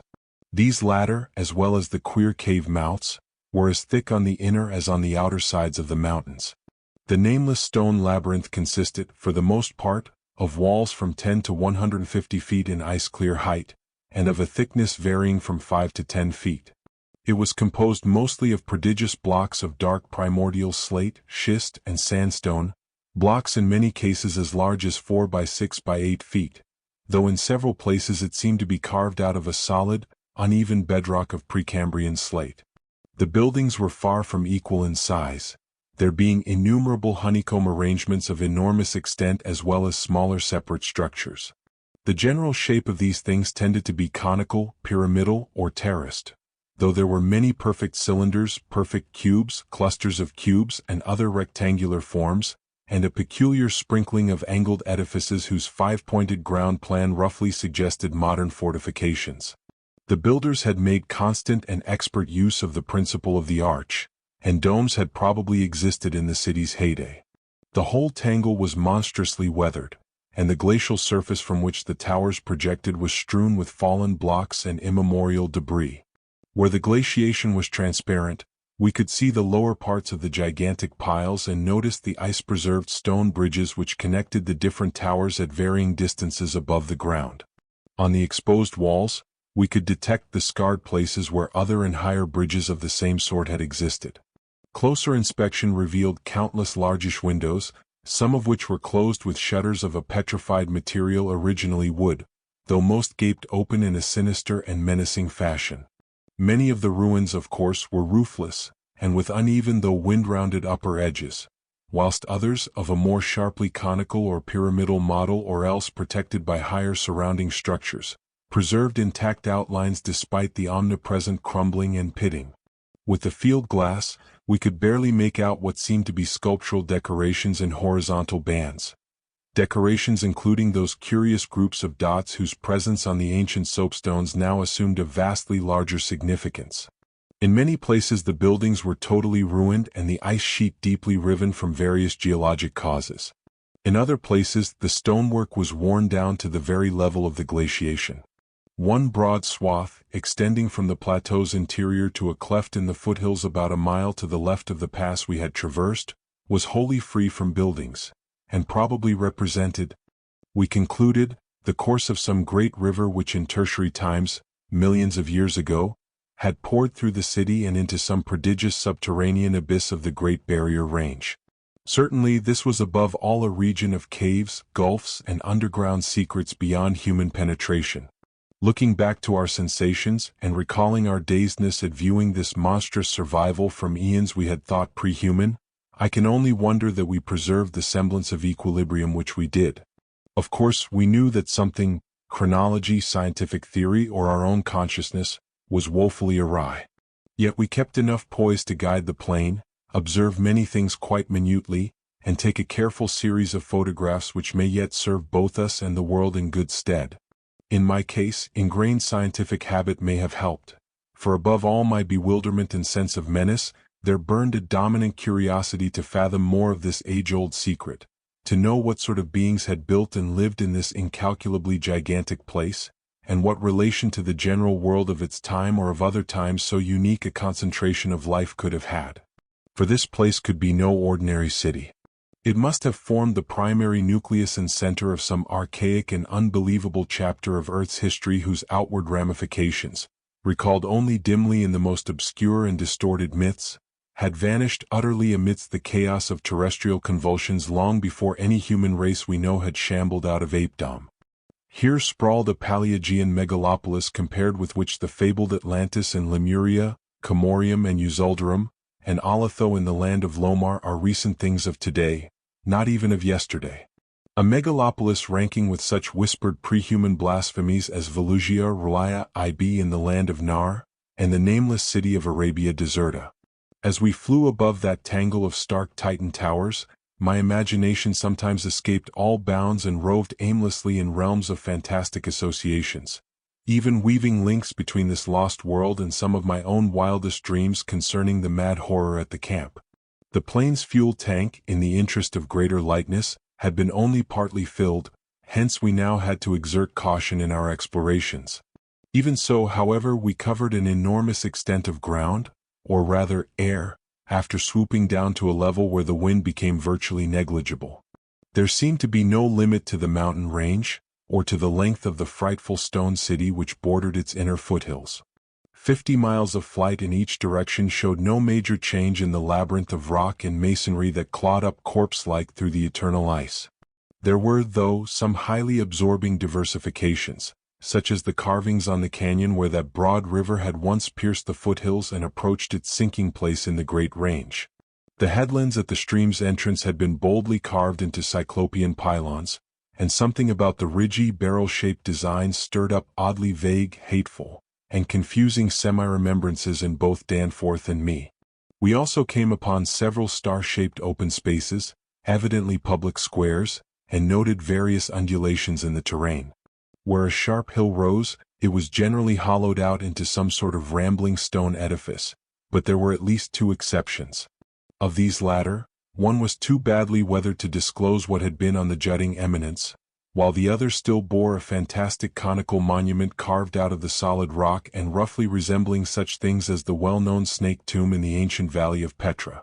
Flying inland from the mountains, we discovered that the city was not of infinite width, even though its length along the foothills seemed endless. After about 30 miles, the grotesque stone buildings began to thin out, and in 10 more miles, we came to an unbroken waste virtually without signs of sentient artifice. The course of the river beyond the city seemed marked by a broad depressed line, while the land assumed a somewhat greater ruggedness, seeming to slope slightly upward as it receded in the mist-hazed west. So far, we had made no landing, yet to leave the plateau without an attempt at entering some of the monstrous structures would have been inconceivable. Accordingly, we decided to find a smooth place on the foothills near our navigable pass, grounding the plane and preparing to do some exploration on foot. Though these gradual slopes were partly covered with a scattering of ruins, low flying soon disclosed an ample number of possible landing places. Selecting that nearest to the pass, since our next flight would be across the Great Range and back to camp, we succeeded about 12:30 p.m. in coming down on a smooth, hard snowfield wholly devoid of obstacles and well adapted to a swift and favorable takeoff later on. It did not seem necessary to protect the plane with a snow bank for so brief a time and in so comfortable an absence of high winds at this level. Hence we merely saw that the landing skis were safely lodged, and that the vital parts of the mechanism were guarded against the cold. For our foot journey we discarded the heaviest of our flying furs and took with us a small outfit consisting of pocket compass, hand camera, light provisions, voluminous notebooks and paper, geologist's hammer and chisel, specimen bags, coil of climbing rope, and powerful electric torches with extra batteries. This equipment had been carried in the plane on the chance that we might be able to effect a landing, take ground pictures, make drawings and topographical sketches, and obtain rock specimens from some bare slope, outcropping, or mountain cave. Fortunately, we had a supply of extra paper to tear up, place in a spare specimen bag, and use the ancient principle of hare and hounds for marking our course in any interior mazes we might be able to penetrate. This had been brought in case we found some cave system with air quiet enough to allow such a rapid and easy method in place of the usual rock-chipping method of trailblazing. Walking cautiously downhill over the crusted snow toward the stupendous stone labyrinth that loomed against the opalescent west, we felt almost as keen a sense of imminent marvel as we had felt on approaching the unfathomed mountain pass 4 hours previously. True, we had become visually familiar with the incredible secret concealed by the barrier peaks, yet the prospect of actually entering primordial walls raised by conscious beings perhaps millions of years ago, before any known race of men could have existed, was nonetheless awesome and potentially terrible in its implications of cosmic abnormality. Though the thinness of the air at this prodigious altitude made exertion somewhat more difficult than usual, both Danforth and I found ourselves bearing up very well and felt equal to almost any task which might fall to our lot. It took only a few steps to bring us to a shapeless ruin-worn level with the snow, while 10 or 15 rods farther on there was a huge roofless rampart still complete in its gigantic five-pointed outline and rising to an irregular height of 10 or 11 feet. For this latter we headed, and when at last we were able actually to touch its weathered cyclopean blocks, we felt that we had established an unprecedented and almost blasphemous link with forgotten eons normally close to our species. This rampart, shaped like a star and perhaps 300 feet from point to point, was built of Jurassic sandstone blocks of irregular size, averaging 6 by 8 feet in surface. There was a row of arched loopholes or windows about 4 feet wide and 5 feet high, spaced quite symmetrically along the points of the star and at its inner angles, and with the bottoms about 4 feet from the glaciated surface. Looking through these, we could see that the masonry was fully 5 feet thick, that there were no partitions remaining within, and that there were traces of banded carvings or bas-reliefs on the interior walls, facts we had indeed guessed before, when flying low over this rampart and others like it. Though lower parts must have originally existed, all traces of such things were now wholly obscured by the deep layer of ice and snow at this point. We crawled through one of the windows and vainly tried to decipher the nearly effaced mural designs but did not attempt to disturb the glaciated floor. Our orientation flights had indicated that many buildings in the city proper were less ice-choked, and that we might perhaps find wholly clear interiors leading down to the true ground level if we entered those structures still roofed at the top. Before we left the rampart, we photographed it carefully and studied its mortarless cyclopean masonry with complete bewilderment. We wished that Pabodie were present, for his engineering knowledge might have helped us guess how such titanic blocks could have been handled in that unbelievably remote age when the city and its outskirts were built up. The half-mile walk downhill to the actual city, with the upper wind shrieking vainly and savagely through the skyward peaks in the background, was something whose smallest details will always remain engraved on my mind. Only in fantastic nightmares could any human beings but Danforth and I conceive such optical effects. Between us and the churning vapors of the west lay that monstrous tangle of dark stone towers, its outre and incredible forms impressing us afresh at every new angle of vision. It was a mirage in solid stone, and were it not for the photographs, I would still doubt that such a thing could be. The general type of masonry was identical with that of the rampart we had examined, but the extravagant shapes which this masonry took in its urban manifestations were past all description. Even the pictures illustrate only one or two phases of its infinite bizarreness, endless variety, preternatural massiveness, and utterly alien exoticism. There were geometrical forms for which a Euclid could scarcely find a name, cones of all degrees of irregularity and truncation, terraces of every sort of provocative disproportion, shafts with odd bulbous enlargements, broken columns in curious groups, and five-pointed or five-ridged arrangements of mad grotesqueness. As we drew nearer, we could see beneath certain transparent parts of the ice sheet and detect some of the tubular stone bridges that connected the crazily sprinkled structures at various heights. Of orderly streets there seemed to be none, the only broad open swath being a mile to the left, where the ancient river had doubtless flowed through the town into the mountains. Our field glasses showed the external horizontal bands of nearly effaced sculptures and dot groups to be very prevalent, and we could half imagine what the city must once have looked like, even though most of the roofs and tower tops had necessarily perished. As a whole, it had been a complex tangle of twisted lanes and alleys, all of them deep canyons, and some little better than tunnels because of the overhanging masonry or overarching bridges. Now, outspread below us, it loomed like a dream fantasy against a westward mist through whose northern end the low reddish Antarctic sun of early afternoon was struggling to shine. When for a moment that sun encountered a denser obstruction and plunged the scene into temporary shadow, the effect was subtly menacing in a way I can never hope to depict. Even the faint howling and piping of the unfelt wind in the great mountain passes behind us took on a wilder note of purposeful malignity. The last stage of our descent to the town was unusually steep and abrupt, and a rock outcropping at the edge where the grade changed led us to think that an artificial terrace had once existed there. Under the glaciation we believed there must be a flight of steps or its equivalent. When at last we plunged into the labyrinthine town itself, clambering over fallen masonry and shrinking from the oppressive nearness and dwarfing height of omnipresent crumbling and pitted walls, our sensations again became such that I marvel at the amount of self-control we retained. Danforth was frankly jumpy and began making some offensively irrelevant speculations about the horror at the camp, which I resented all the more because I could not help sharing certain conclusions forced upon us by many features of this morbid survival from nightmare antiquity. The speculations worked on his imagination too, for in one place, where a debris-littered alley turned a sharp corner, he insisted that he saw faint traces of ground markings which he did not like. Whilst elsewhere he stopped to listen to a subtle imaginary sound from some undefined point, a muffled musical piping, he said, not unlike that of the wind in the mountain caves, yet somehow disturbingly different. The ceaseless five-pointedness of the surrounding architecture and of the few distinguishable mural arabesques had a dimly sinister suggestiveness we could not escape and gave us a touch of terrible subconscious certainty concerning the primal entities which had reared and dwelt in this unhallowed place. Nevertheless, our scientific and adventurous souls were not wholly dead, and we mechanically carried out our program of chipping specimens from all the different rock types represented in the masonry. We wished for a rather full set in order to draw better conclusions regarding the age of the place.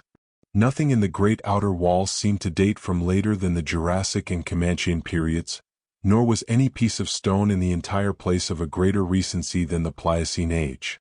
In stark certainty, we were wandering amidst a death which had reigned at least 500,000 years, and in all probability even longer. As we proceeded through this maze of stone-shadowed twilight, we stopped at all available apertures to study interiors and investigate entrance possibilities. Some were above our reach, whilst others led only into ice-choked ruins as unroofed and barren as the rampart on the hill. One, though spacious and inviting, opened on a seemingly bottomless abyss without visible means of descent. Now and then we had a chance to study the petrified wood of a surviving shutter, and were impressed by the fabulous antiquity implied in the still discernible grain. These things had come from Mesozoic gymnosperms and conifers, especially Cretaceous cycads, and from fan palms and early angiosperms of plainly tertiary date. Nothing definitely later than the Pliocene could be discovered. In the placing of these shutters, whose edges showed the former presence of queer and long-vanished hinges, usage seemed to be varied, some being on the outer and some on the inner side of the deep embrasures. They seemed to have become wedged in place, thus surviving the rusting of their former and probably metallic fixtures and fastenings. After a time we came across a row of windows, in the bulges of a colossal five-ridged cone of undamaged apex, which led into a vast, well-preserved room with stone flooring. But these were too high in the room to permit descent without a rope. We had a rope with us, but did not wish to bother with this 20-foot drop unless obliged to, especially in this thin plateau air where great demands were made upon the heart action. This enormous room was probably a hall or concourse of some sort, and our electric torches showed bold, distinct, and potentially startling sculptures arranged round the walls in broad horizontal bands separated by equally broad strips of conventional arabesques. We took careful note of this spot, planning to enter here unless a more easily gained interior were encountered. Finally, though, we did encounter exactly the opening we wished, an archway about 6 feet wide and 10 feet high, marking the former end of an aerial bridge which had spanned an alley about 5 feet above the present level of glaciation. These archways, of course, were flush with upper-story floors, and in this case one of the floors still existed. The building thus accessible was a series of rectangular terraces on our left, facing westward. That across the alley, where the other archway yawned, was a decrepit cylinder with no windows and with a curious bulge about 10 feet above the aperture.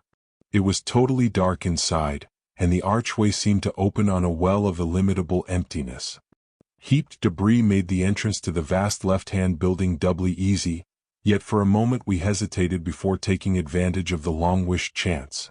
For though we had penetrated into this tangle of archaic mystery, it required fresh resolution to carry us actually inside a complete and surviving building of a fabulous elder world whose nature was becoming more and more hideously plain to us.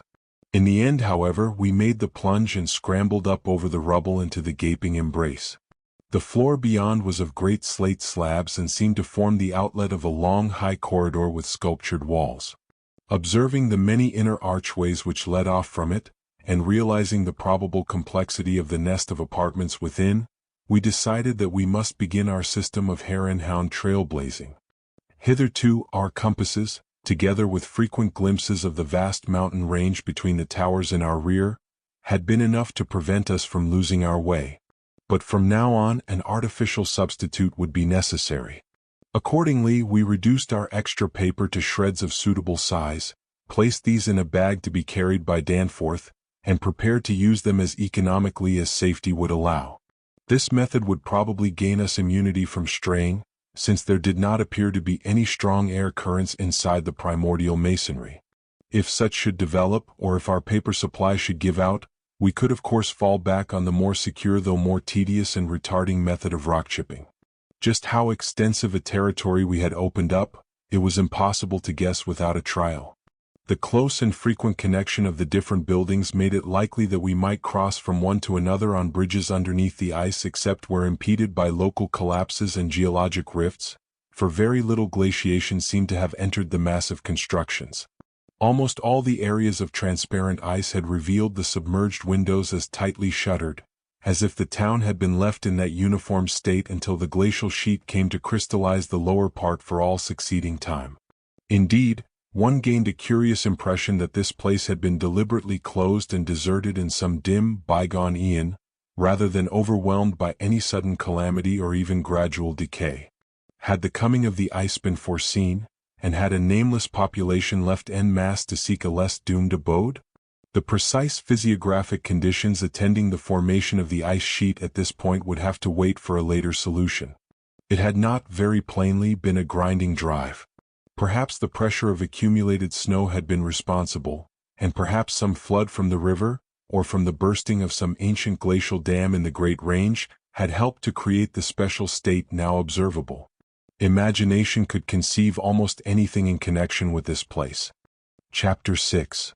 It would be difficult to give a detailed account of our wanderings inside that cavernous, ancient honeycomb of primal masonry. It was a monstrous lair of elder secrets, now echoing for the first time after uncounted ages, to the tread of human feet.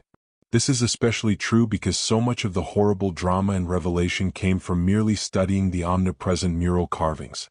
Our flashlight photographs of those carvings will do much to prove the truth of what we are now disclosing. It's regrettable we didn't have a larger film supply. As it was, we made crude notebook sketches of certain salient features after all our films were used up. The building we had entered was of great size and elaborateness, giving us an impressive notion of the architecture from that nameless geologic past. The inner partitions were less massive than the outer walls, but on the lower levels they were excellently preserved. Labyrinthine complexity, involving curiously irregular differences in floor levels, characterized the entire arrangement. We certainly would have been lost at the very outset if not for the trail of torn paper we left behind. We decided to explore the more decrepit upper parts first, climbing aloft in the maze for about 100 feet to where the topmost tier of chambers yawned snowily and ruinously open to the polar sky.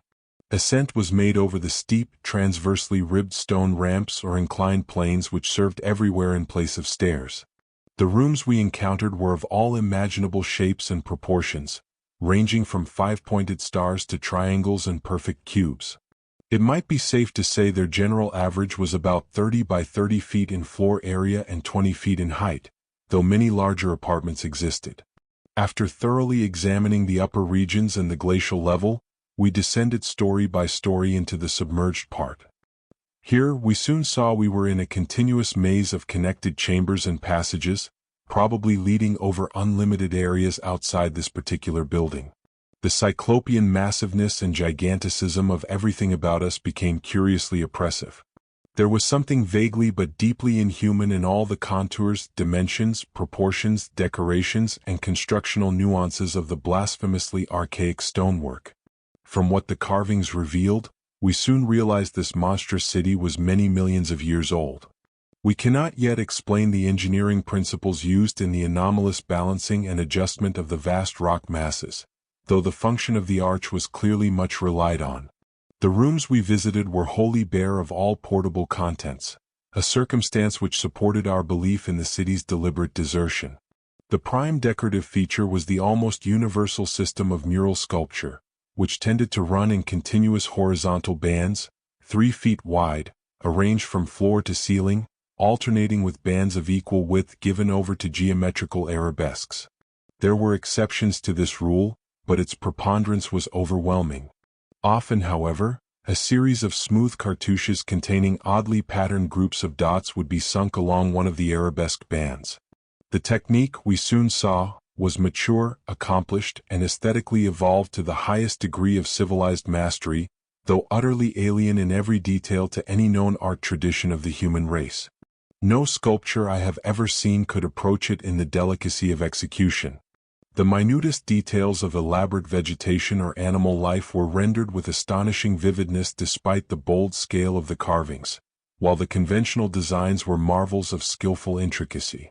The arabesques displayed a profound use of mathematical principles and were made up of obscurely symmetrical curves and angles based on the quantity of 5.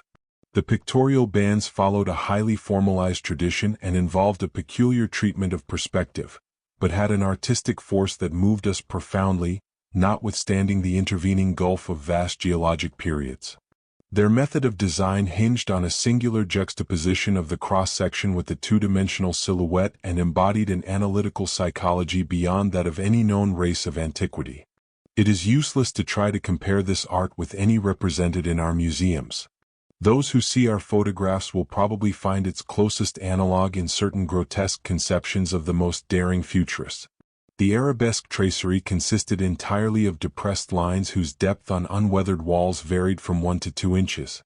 When cartouches with dot groups appeared, evidently as inscriptions in some unknown and primordial language and alphabet, the depression of the smooth surface was perhaps 1.5 inches, and of the dots perhaps 1/2 inch more. The pictorial bands were in countersunk low relief, their background being depressed about 2 inches from the original wall surface. In some specimens, marks of a former coloration could be detected, though for the most part, untold ages had disintegrated and banished any pigments which may have been applied. The more one studied the marvelous technique, the more one admired the things. Beneath their strict conventionalization, one could grasp the minute and accurate observation and graphic skill of the artists. Indeed, the very conventions themselves served to symbolize and accentuate the real essence or vital differentiation of every object delineated. We felt, too, that besides these recognizable excellences, there were others lurking beyond the reach of our perceptions. Certain touches here and there gave vague hints of latent symbols and stimuli which another mental and emotional background, and a fuller or different sensory equipment, might have made profoundly and poignantly significant to us. The subject matter of the sculptures obviously came from the life of the vanished epoch of their creation and contained a large proportion of evident history. It is this abnormal historical mindedness of the primal race, a chance circumstance operating through coincidence, miraculously in our favor, which made the carvings so awesomely informative to us, and which caused us to place their photography and transcription above all other considerations. In certain rooms, the dominant arrangement was varied by the presence of maps, astronomical charts, and other scientific designs on an enlarged scale, these things giving a naive and terrible corroboration to what we gathered from the pictorial friezes and dados. In hinting at what the whole thing revealed, I can only hope that my account will not arouse a curiosity greater than sane caution on the part of those who believe me at all. It would be tragic if any were to be lured to that realm of death and horror by the very warning meant to discourage them. Interrupting these sculptured walls were high windows and massive 12-foot doorways, both now and then retaining the petrified wooden planks, elaborately carved and polished, of the actual shutters and doors.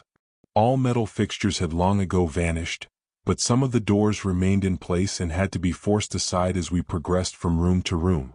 Window frames with odd transparent panes, mostly elliptical, survived here and there, though in no considerable quantity.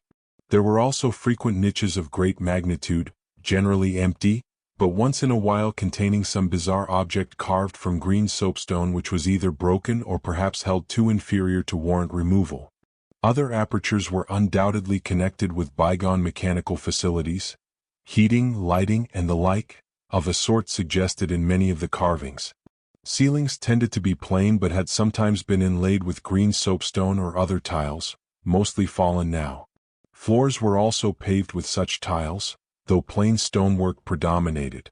As I have said, all furniture and other movable items were absent, but the sculptures gave a clear idea of the strange devices which had once filled these tomb-like echoing rooms. Above the glacial sheet, the floors were generally thick with detritus, litter, and debris, but farther down this condition decreased. In some of the lower chambers and corridors, there was little more than gritty dust or ancient incrustations, while occasional areas had an uncanny air of newly swept immaculateness. Of course, where rifts or collapses had occurred, the lower levels were as littered as the upper ones.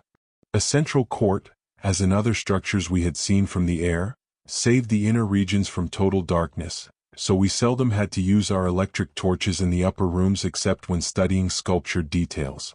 Below the ice cap, however, the twilight deepened, and in many parts of the tangled ground level, there was an approach to absolute blackness. To form even a rudimentary idea of our thoughts and feelings as we penetrate this age-silent maze of inhuman masonry, one must correlate a hopelessly bewildering chaos of fleeting moods, memories, and impressions. The sheer appalling antiquity and lethal desolation of the place were enough to overwhelm almost any sensitive person. But added to these elements were the recent unexplained horror at the camp, and the revelations all too soon effected by the terrible mural sculptures around us. The moment we came upon a perfect section of carving, where no ambiguity of interpretation could exist, it took only a brief study to give us the hideous truth. A truth which it would be naive to claim Danforth and I had not independently suspected before, though we had carefully refrained from even hinting it to each other. There could now be no further merciful doubt about the nature of the beings which had built and inhabited this monstrous dead city millions of years ago, when man's ancestors were primitive archaic mammals, and vast dinosaurs roamed the tropical steppes of Europe and Asia. We had previously clung to a desperate alternative and insisted, each to himself, that the omnipresence of the five-pointed motif meant only some cultural or religious exaltation of the archaean natural object which had so patently embodied the quality of five-pointedness.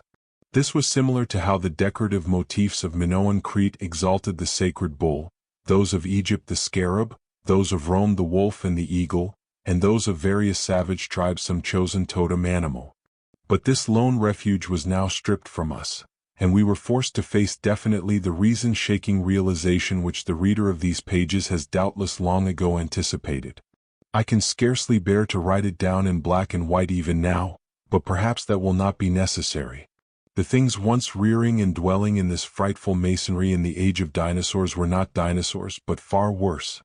Mere dinosaurs were new and almost brainless objects, but the builders of the city were wise and old, and had left certain traces in rocks laid down well nigh 1,000 million years ago. These were rocks laid down before the true life of Earth had advanced beyond plastic groups of cells, rocks laid down before the true life of Earth had existed at all. They were the makers and enslavers of that life, and above all doubt, the originals of the fiendish elder myths which things like the Pnakotic manuscripts and the Necronomicon affrightedly hint about. They were the great old ones that had filtered down from the stars when Earth was young, the beings whose substance an alien evolution had shaped, and whose powers were such as this planet had never bred. And to think that only the day before Danforth and I had actually looked upon fragments of their millennially fossilized substance, and that poor Lake and his party had seen their complete outlines. It is, of course, impossible for me to relate in proper order the stages by which we picked up what we know of that monstrous chapter of prehuman life. After the first shock of the certain revelation, we had to pause a while to recuperate, and it was fully 3 o'clock before we got started on our actual tour of systematic research. The sculptures in the building we entered were of relatively late date, perhaps 2 million years ago, as checked up by geological, biological, and astronomical features. They embodied an art which would be called decadent in comparison with that of specimens we found in older buildings after crossing bridges under the glacial sheet. One edifice hewn from the solid rock seemed to go back 40 or possibly even 50 million years, to the lower Eocene or upper Cretaceous, and contained bas-reliefs of an artistry surpassing anything else, with one tremendous exception that we encountered. That was, we have since agreed, the oldest domestic structure we traversed. Were it not for the support of those flashlights soon to be made public, I would refrain from telling what I found and inferred, lest I be confined as a madman. Of course, the infinitely early parts of the patchwork tale, representing the preterrestrial life of the star-headed beings on other planets, and in other galaxies and in other universes, can readily be interpreted as the fantastic mythology of those beings themselves. Yet, such parts sometimes involve designs and diagrams so uncannily close to the latest findings of mathematics and astrophysics that I scarcely know what to think. Let others judge when they see the photographs I shall publish.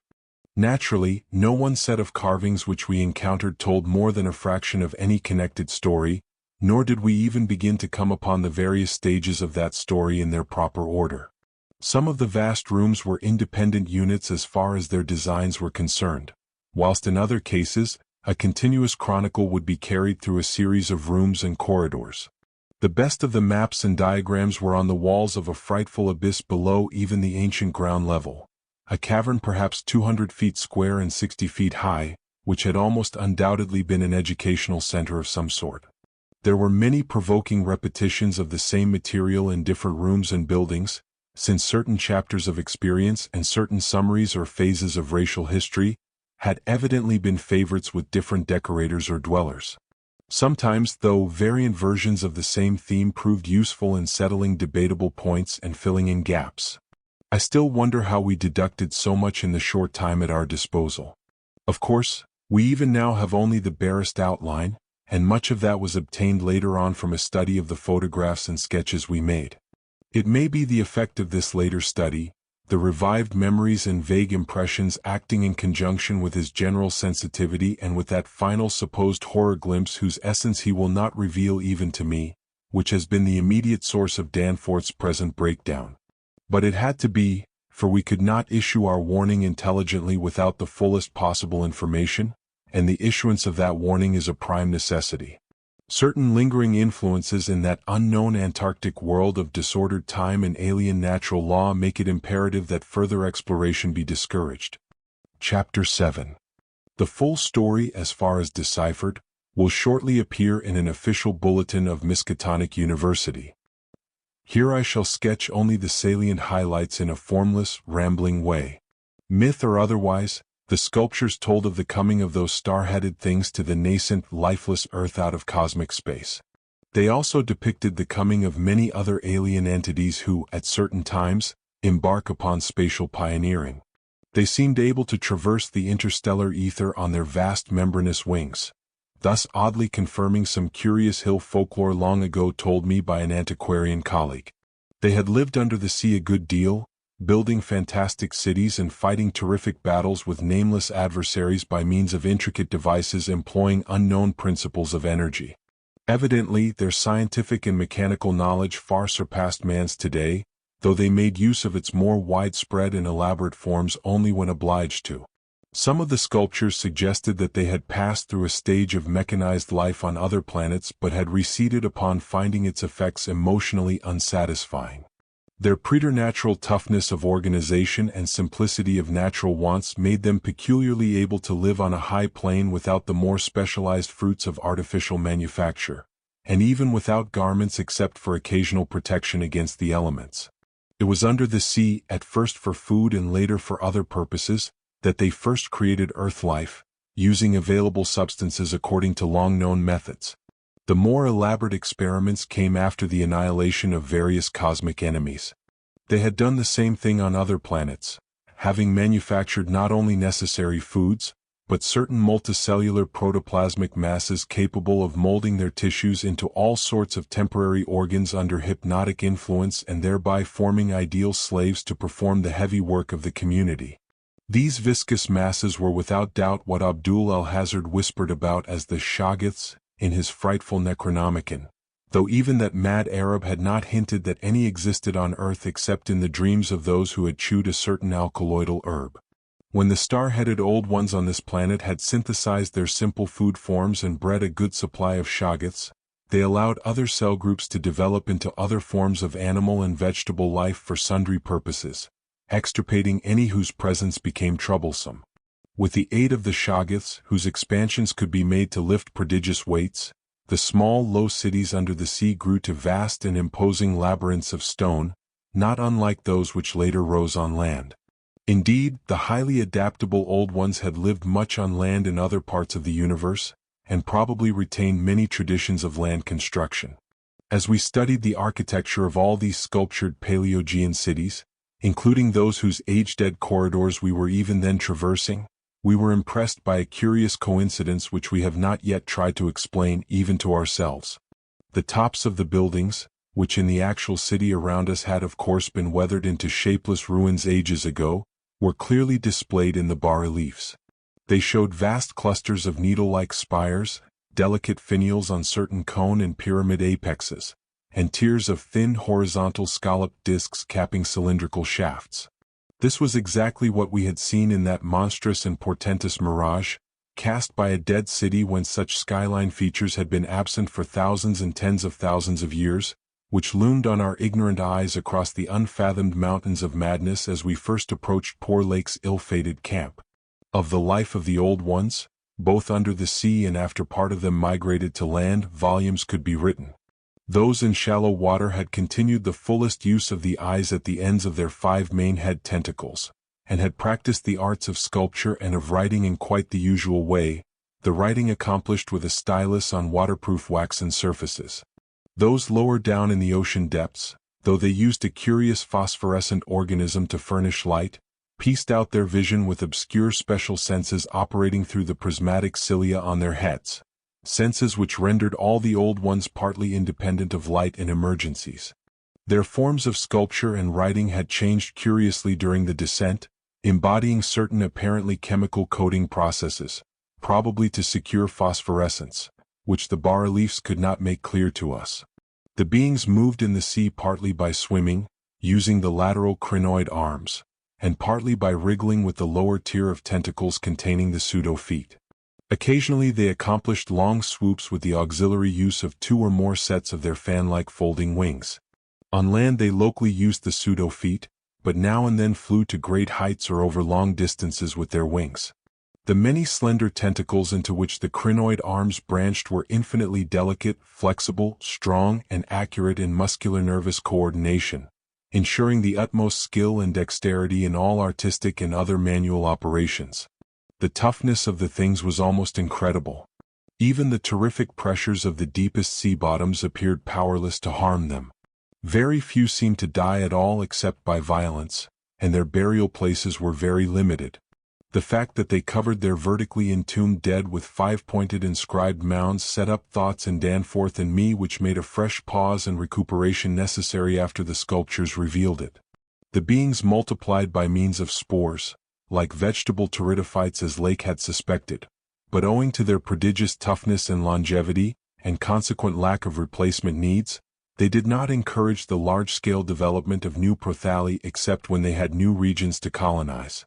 The young matured swiftly, and received an education evidently beyond any standard we can imagine. The prevailing intellectual and aesthetic life was highly evolved, and produced a tenaciously enduring set of customs and institutions which I shall describe more fully in my coming monograph. These varied slightly according to sea or land residence, but had the same foundations and essentials. Being non-pairing and semi-vegetable in structure, the old ones had no biological basis for the family phase of mammal life. But they seemed to organize large households on the principles of comfortable space utility and, as we deduced from the pictured occupations and diversions of co-dwellers, congenial mental association. In furnishing their homes, they kept everything in the center of the huge rooms, leaving all the wall spaces free for decorative treatment. Lighting, in the case of the land inhabitants, was accomplished by a device probably electrochemical in nature. Both on land and underwater they used curious tables, chairs, and couches like cylindrical frames, for they rested and slept upright with folded down tentacles, and racks for the hinged sets of dotted surfaces forming their books. The government was evidently complex and probably socialistic, though no certainties in this regard could be deduced from the sculptures we saw. There was extensive commerce, both local and between different cities. Certain small, flat counters, five-pointed and inscribed, serving as money. Probably the smaller of the various greenish soapstones found by our expedition were pieces of such currency. Though the culture was mainly urban, some agriculture and much stock raising existed. Mining and a limited amount of manufacturing were also practiced. Travel was very frequent, but permanent migration seemed relatively rare except for the vast colonizing movements by which the race expanded. For personal locomotion, no external aid was used, since in land, air, and water movement alike the old ones seemed to possess excessively vast capacities for speed. Loads, however, were drawn by beasts of burden, Shoggoths under the sea, and a curious variety of primitive vertebrates in the later years of land existence. These vertebrates, as well as an infinity of other life forms, animal and vegetable, marine, terrestrial, and aerial, were the products of unguided evolution acting on life cells made by the old ones but escaping beyond their radius of attention. They had suffered to develop unchecked because they had not come in conflict with the dominant beings. Bothersome forms, of course, were mechanically exterminated. It interested us to see in some of the very last and most decadent sculptures a shambling primitive mammal, used sometimes for food and sometimes as an amusing buffoon by the land dwellers, whose vaguely simian and human foreshadowings were unmistakable. In the building of land cities, the huge stone blocks of the high towers were generally lifted by vast winged pterodactyls of a species heretofore unknown to paleontology. The persistence with which the old ones survived various geologic changes and convulsions of the Earth's crust was little short of miraculous. Though few or none of their first cities seem to have remained beyond the Archean age, there was no interruption in their civilization or in the transmission of their records. Their original place of advent to the planet was the Antarctic Ocean, and it is likely that they came not long after the matter forming the moon was wrenched from the neighboring South Pacific. According to one of the sculptured maps, the whole globe was then under water, with stone cities scattered farther and farther from the Antarctic as ages passed. Another map shows a vast bulk of dry land around the South Pole, where it is evident that some of the beings made experimental settlements, though their main centers were transferred to the nearest sea bottom. Later maps, which display this land mass as cracking and drifting, and sending certain detached parts northward, uphold in a striking way the theories of continental drift lately advanced by Taylor, Wegener, and Joly. With the upheaval of new land in the South Pacific, tremendous events began.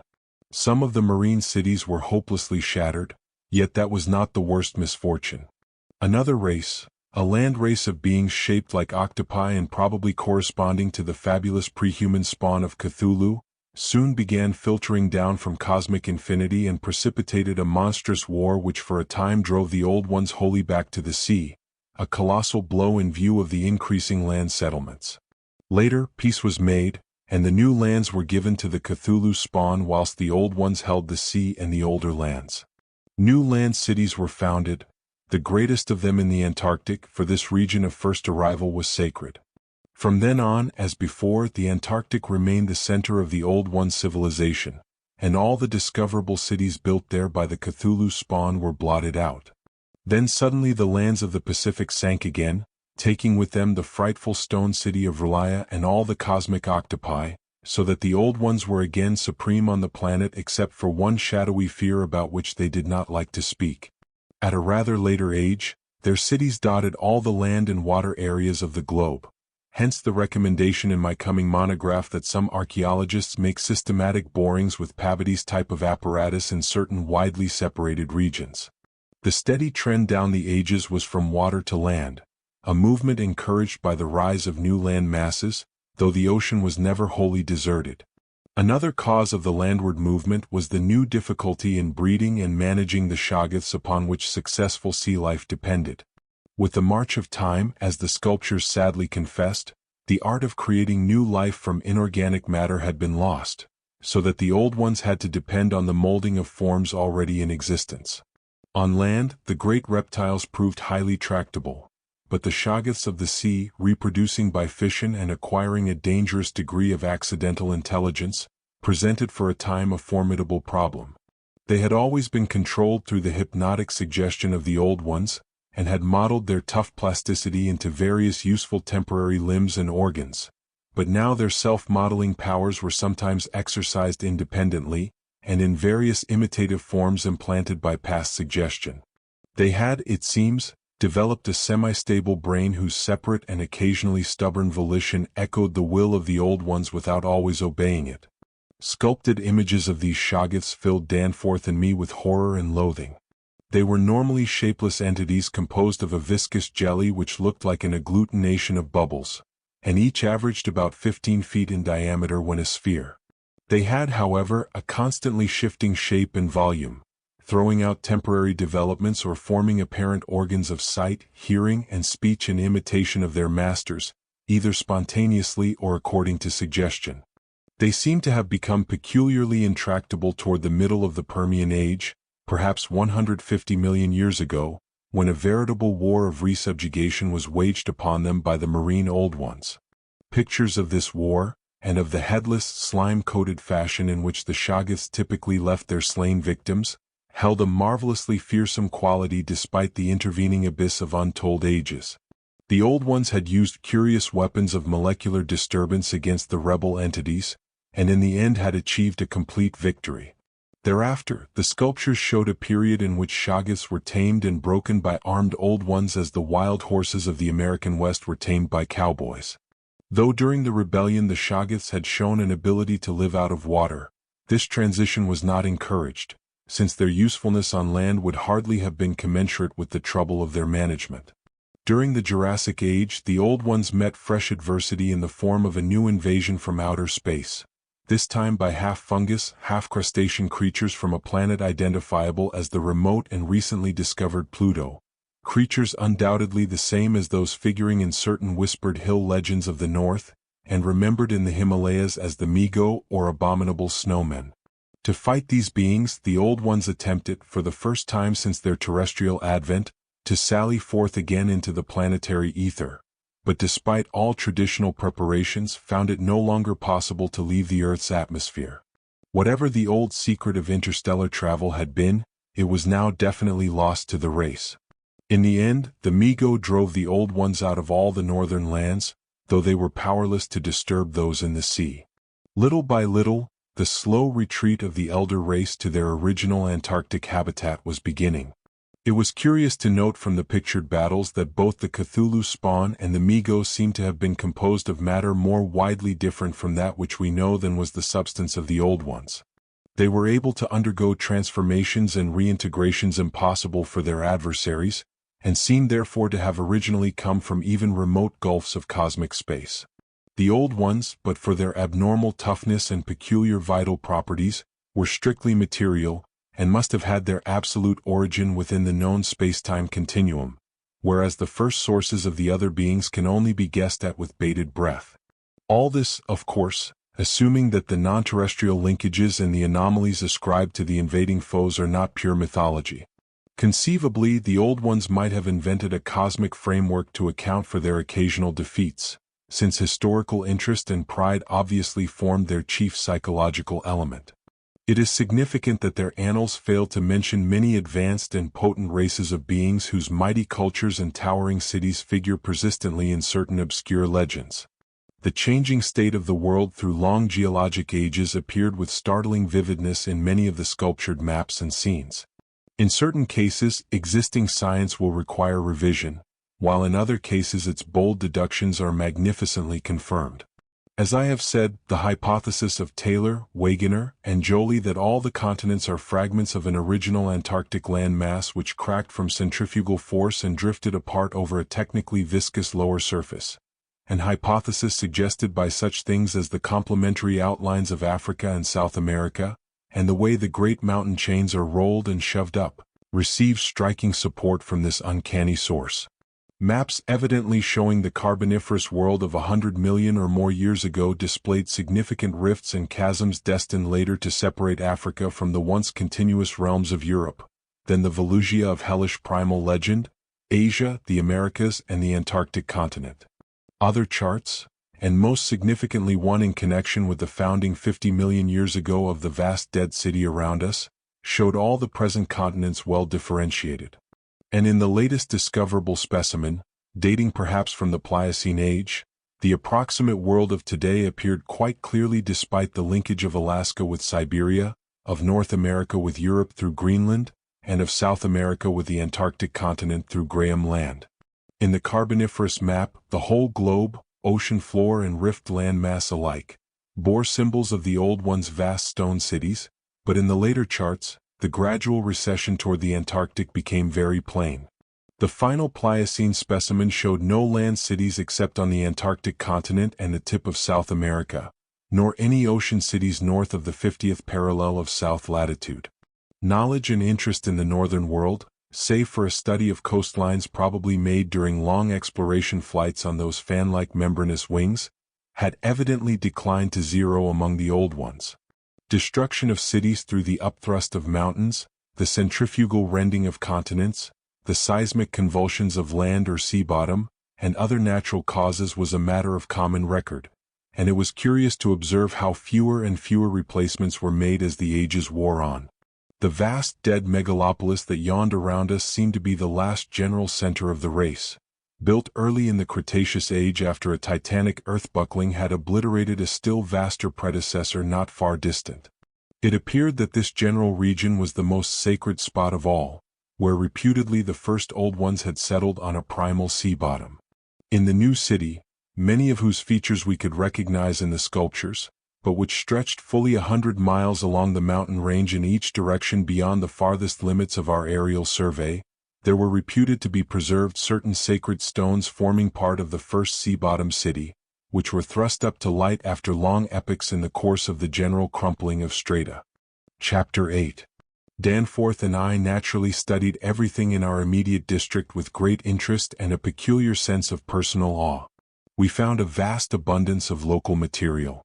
On the city's tangled ground level, we were lucky enough to find a house of very late date. Its walls, though somewhat damaged by a nearby rift, contained sculptures of decadent workmanship. These sculptures extended the region's story much beyond the Pliocene map, which had given us our last general glimpse of the pre-human world. This was the last place we examined in detail, as what we found there gave us a fresh, immediate objective. Certainly we were in one of the strangest, weirdest, and most terrible corners of Earth's globe. Of all existing lands, it was infinitely the most ancient. The conviction grew upon us that this hideous upland must indeed be the fabled nightmare plateau of Lung, which even the mad author of the Necronomicon was reluctant to discuss. The great mountain chain was tremendously long, starting as a low range at Luitpold Land on the coast of the Weddell Sea and virtually crossing the entire continent. The really high part stretched in a mighty arc from about latitude 82 degrees east longitude 60 degrees to latitude 70 degrees east longitude 115 degrees, with its concave side toward our camp and its seaward end in the region of that long ice-locked coast whose hills were glimpsed by Wilkes and Mawson at the Antarctic Circle. Yet even more monstrous exaggerations of nature seemed disturbingly close at hand. I have said that these peaks are higher than the Himalayas, but the sculptures forbid me to say that they are Earth's highest. That grim honor is, no doubt, reserved for something which half the sculptures hesitated to record at all, while others approached it with obvious repugnance and trepidation. It seems that there was one part of the ancient land, the first part that ever rose from the waters after the earth had flung off the moon and the old ones had seeped down from the stars, which had come to be shunned as vaguely and namelessly evil. Cities built there had crumbled before their time and had been found suddenly deserted. Then, when the first great earth-buckling had convulsed the region in the Comanchean age, a frightful line of peaks had shot suddenly up amidst the most appalling din and chaos. And Earth had received her loftiest and most terrible mountains. If the scale of the carvings was correct, these abhorred things must have been much over 40,000 feet high, radically vaster than even the shocking mountains of madness we had crossed. They extended, it appeared, from about latitude 77 degrees east longitude 70 degrees to latitude 70 degrees east longitude 100 degree, less than 300 miles away from the dead city. We would have spied their dreaded summits in the dim western distance had it not been for that vague opalescent haze. Their northern end must likewise be visible from the long Antarctic Circle coastline at Queen Mary Land. Some of the old ones, in their decadent days, had made strange prayers to those mountains. But none ever went near them or dared to guess what lay beyond. No human eye had ever seen them, and as I studied the emotions conveyed in the carvings, I prayed that none ever might. There are protected hills along the coast beyond them, Queen Mary and Kaiser Wilhelm lands, and I thank heaven no one has been able to land and climb those hills. I am not as skeptical about old tales and fears as I used to be, and I do not laugh now at the prehuman sculptor's notion that lightning paused meaningfully now and then at each of the brooding crests, and that an unexplained glow shone from one of those terrible pinnacles all through the long polar night. There may be a very real and very monstrous meaning in the old Nicotic whispers about Kadath in the cold waste, but the terrain close at hand was hardly less strange, even if less namelessly accursed. Soon after the city's founding, the great mountain range became the seat of the principal temples. Many carvings showed what grotesque and fantastic towers had pierced the sky where now we saw only the curiously clinging cubes and ramparts. In the course of ages, the caves had appeared and had been shaped into adjuncts of the temples. With the advance of still later epochs, all the limestone veins of the region were hollowed out by groundwaters, so that the mountains, the foothills, and the plains below them were a veritable network of connected caverns and galleries. Many graphic sculptures told of explorations deep underground and of the final discovery of the Stygian sunless sea that lurked at Earth's bowels. This vast night gulf had undoubtedly been worn by the great river which flowed down from the nameless and horrible westward mountains. It had formerly turned at the base of the Old One's range and flowed beside that chain into the Indian Ocean between Bud and Totten lands on Wilkes's coastline. Little by little, it had eaten away the limestone hill base at its turning until, at last, its sapping currents reached the caverns of the groundwaters and joined with them in digging a deeper abyss. Finally, its whole bulk emptied into the hollow hills and left the old bed toward the ocean dry. Much of the later city as we now found it, had been built over that former bed. The old ones, understanding what had happened and exercising their always keen artistic sense, had carved into ornate pylons those headlands of the foothills where the great stream began its descent into eternal darkness. This river, once crossed by scores of noble stone bridges, was plainly the one whose extinct course we had seen in our airplane survey. Its position in different carvings of the city helped us to orient ourselves to the scene as it had been at various stages of the region's age-long, aeon-dead history. So, we were able to sketch a hasty but careful map of the salient features, squares, important buildings, and the like, for guidance in further explorations. We could soon reconstruct in fancy the whole stupendous thing as it was 1,000,000 or 10,000,000 or 50,000,000 years ago, for the sculptures told us exactly what the buildings and mountains and squares and suburbs and landscape setting and luxuriant tertiary vegetation had looked like. It must have had a marvelous and mystic beauty. As I thought of it, I almost forgot the clammy sense of sinister oppression with which the city's inhuman age and massiveness and deadness and remoteness and glacial twilight had choked and weighed on my spirit. Yet according to certain carvings, the denizens of that city had themselves known the clutch of oppressive terror. For there was a somber and recurrent type of scene in which the old ones were shown recoiling affrightedly from some object, never allowed to appear in the design, found in the great river and indicated as having been washed down through waving vine-draped cycad forests from those horrible westward mountains. It was only in the one late-built house with the decadent carvings that we obtained any foreshadowing of the final calamity leading to the city's desertion. Undoubtedly, there must have been many sculptures of the same age elsewhere, even allowing for the slackened energies and aspirations of a stressful and uncertain period. Indeed, very certain evidence of the existence of others came to us shortly afterward. But this was the first and only set we directly encountered. We meant to look farther later on. But as I have said, immediate conditions dictated another present objective. There would, though, have been a limit, for after all hope of a long future occupancy of the place had perished among the old ones, there could not but have been a complete cessation of mural decoration. The ultimate blow, of course, was the coming of the great cold which once held most of the earth in thrall, and which has never departed from the ill-fated poles, the great cold that, at the world's other extremity, put an end to the fabled lands of Lomar and Hyperborea. Just when this tendency began in the Antarctic would be hard to say in terms of exact years. Nowadays, we set the beginning of the general glacial periods at about 500,000 years from the present. But at the poles, the terrible scourge must have commenced much earlier. All quantitative estimates are partly guesswork, but it is quite likely that the decadent sculptures were made considerably less than 1,000,000 years ago.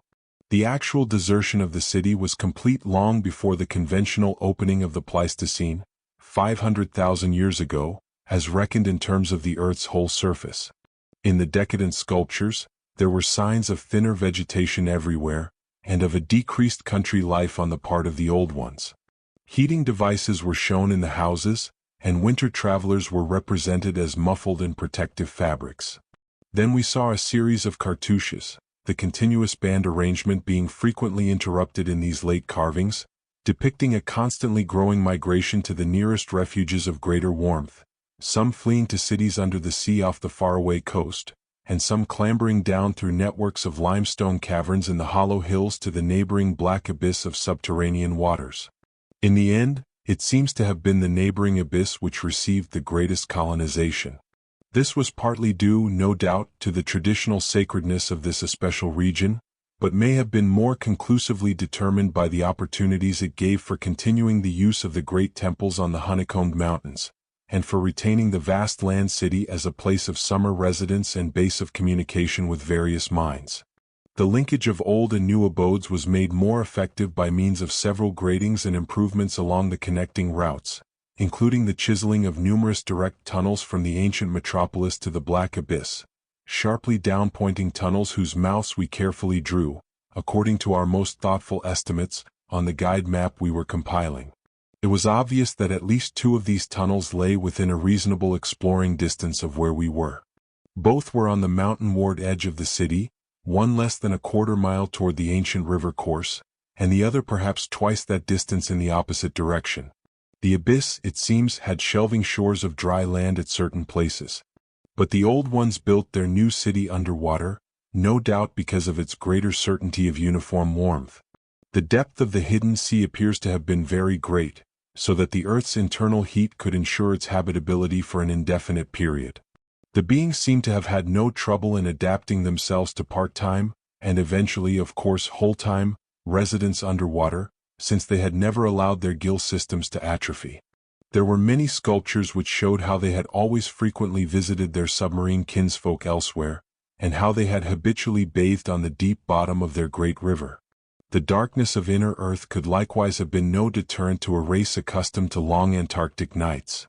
Decadent though their style undoubtedly was, these latest carvings had a truly epic quality where they told of the building of the new city in the cavern sea. The old ones had gone about it scientifically, quarrying insoluble rocks from the heart of the honeycombed mountains, and employing expert workers from the nearest submarine city to perform the construction according to the best methods.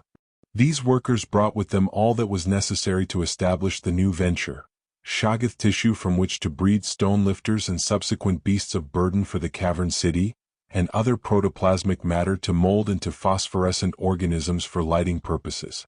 At last, a mighty metropolis rose on the bottom of that Stygian sea. Its architecture was much like that of the city above, and its workmanship displayed relatively little decadence because of the precise mathematical element inherent in building operations. The newly bred Shoggoths grew to enormous size and singular intelligence, and were represented as taking and executing orders with marvelous quickness.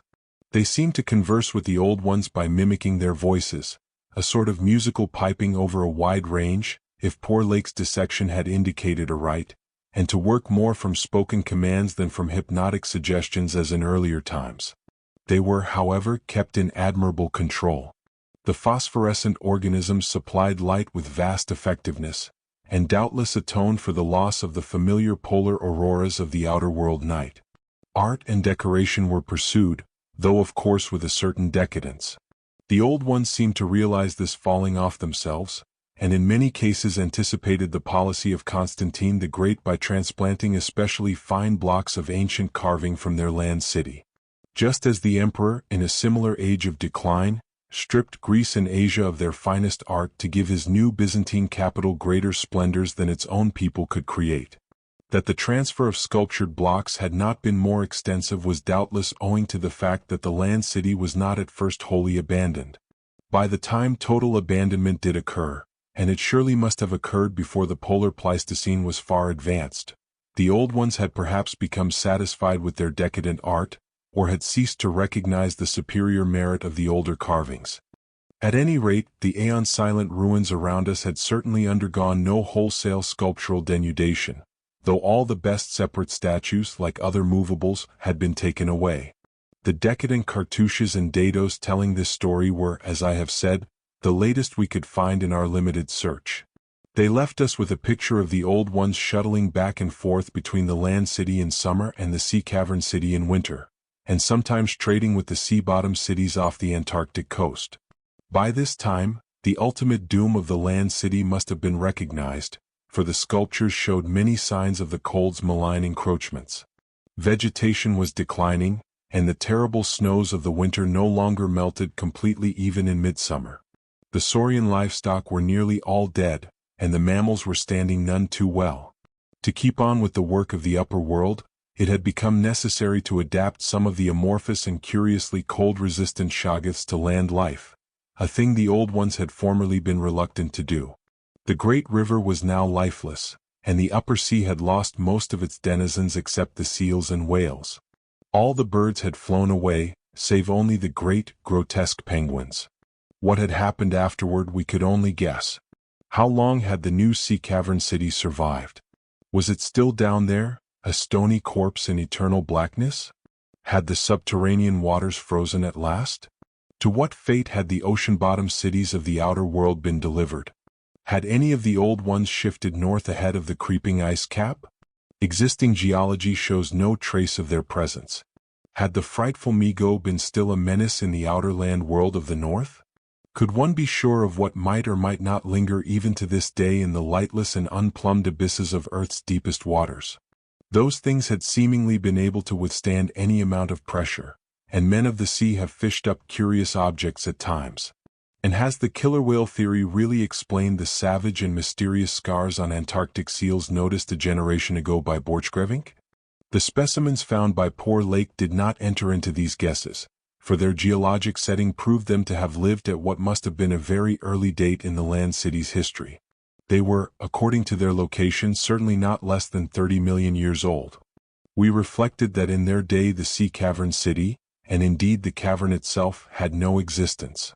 They would have remembered an older scene, with lush tertiary vegetation everywhere, a younger land city of flourishing arts around them, and a great river sweeping northward along the base of the mighty mountains toward a faraway tropic ocean. And yet we could not help thinking about these specimens, especially about the 8 perfect ones that were missing from Lake's hideously ravaged camp.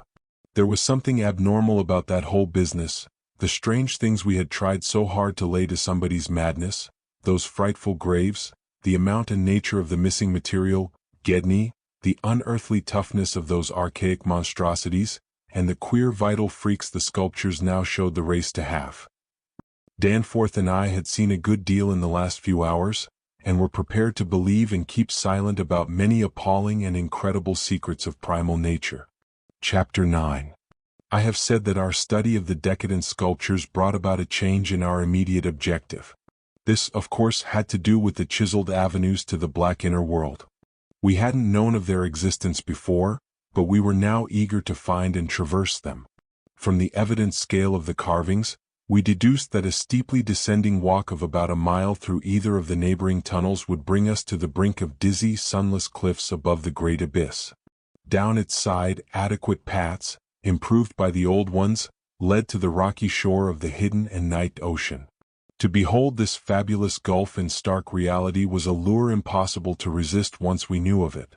Yet we realized we must begin the quest at once if we expected to include it on our present flight. It was now 8 p.m., and we did not have enough battery replacements to let our torches burn on forever. We had done so much of our studying and copying below the glacial level that our battery supply had had at least 5 hours of nearly continuous use. Despite the special dry cell formula, it would obviously be good for only about 4 more. Though by keeping one torch unused, except for especially interesting or difficult places, we might manage to eke out a safe margin beyond that. It would not do to be without a light in these cyclopean catacombs. Hence, to make the abyss trip, we must give up all further mural deciphering. Of course, we intended to revisit the place for days and perhaps weeks of intensive study and photography, curiosity having long ago gotten the better of horror, but just now we must hasten. Our supply of trailblazing paper was far from unlimited, and we were reluctant to sacrifice spare notebooks or sketching paper to augment it, but we did let one large notebook go. If the worst came to worst, we could resort to rock chipping. And of course it would be possible, even in case of really lost direction, to work up to full daylight by one channel or another if granted sufficient time for plentiful trial and error. So at last we set off eagerly in the indicated direction of the nearest tunnel. According to the carvings from which we had made our map, the desired tunnel mouth could not be much more than a quarter mile from where we stood. The intervening space showed solid-looking buildings quite likely to be penetrable still at a subglacial level. The opening itself would be in the basement, on the angle nearest the foothills, of a vast 5-pointed structure of evidently public and perhaps ceremonial nature, which we tried to identify from our aerial survey of the ruins. No such structure came to our minds as we recalled our flight, hence we concluded that its upper parts had been greatly damaged, or that it had been totally shattered in an ice rift we had noticed.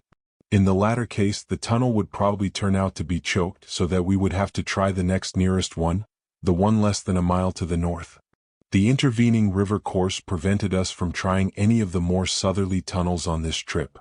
And indeed, if both of the neighboring ones were choked, it was doubtful whether our batteries would warrant an attempt on the next northerly one, about a mile beyond our second choice.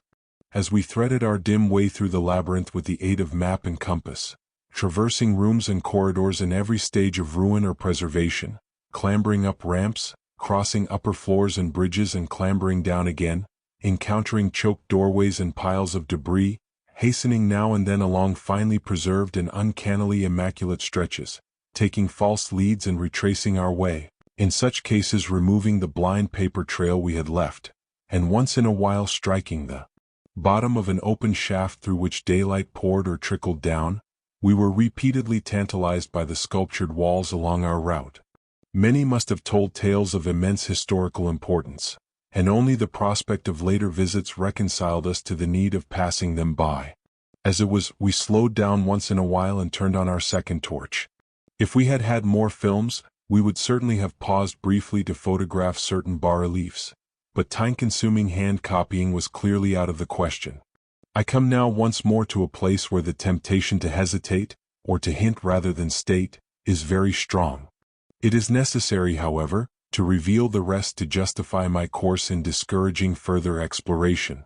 We had wormed our way very close to the computed site of the tunnel's mouth, having crossed a second-story bridge to what seemed plainly the tip of a pointed wall, and descended to a ruinous corridor especially rich in decadently elaborate and apparently ritualistic sculptures of late workmanship, when about 8:30 p.m. Danforth's keen young nostrils gave us the first hint of something unusual. If we had had a dog with us, I suppose we would have been warned before. At first, we could not precisely say what was wrong with the formerly crystal-pure air, but after a few seconds our memories reacted only too definitely. Let me try to state the thing without flinching. There was an odor, and that odor was vaguely, subtly, and unmistakably akin to what had nauseated us upon opening the insane grave of the horror poor lake had dissected. Of course, the revelation was not as clearly cut at the time as it sounds now. There were several conceivable explanations, and we did a good deal of indecisive whispering. Most importantly, we did not retreat without further investigation, for having come this far, we were loath to be balked by anything short of certain disaster.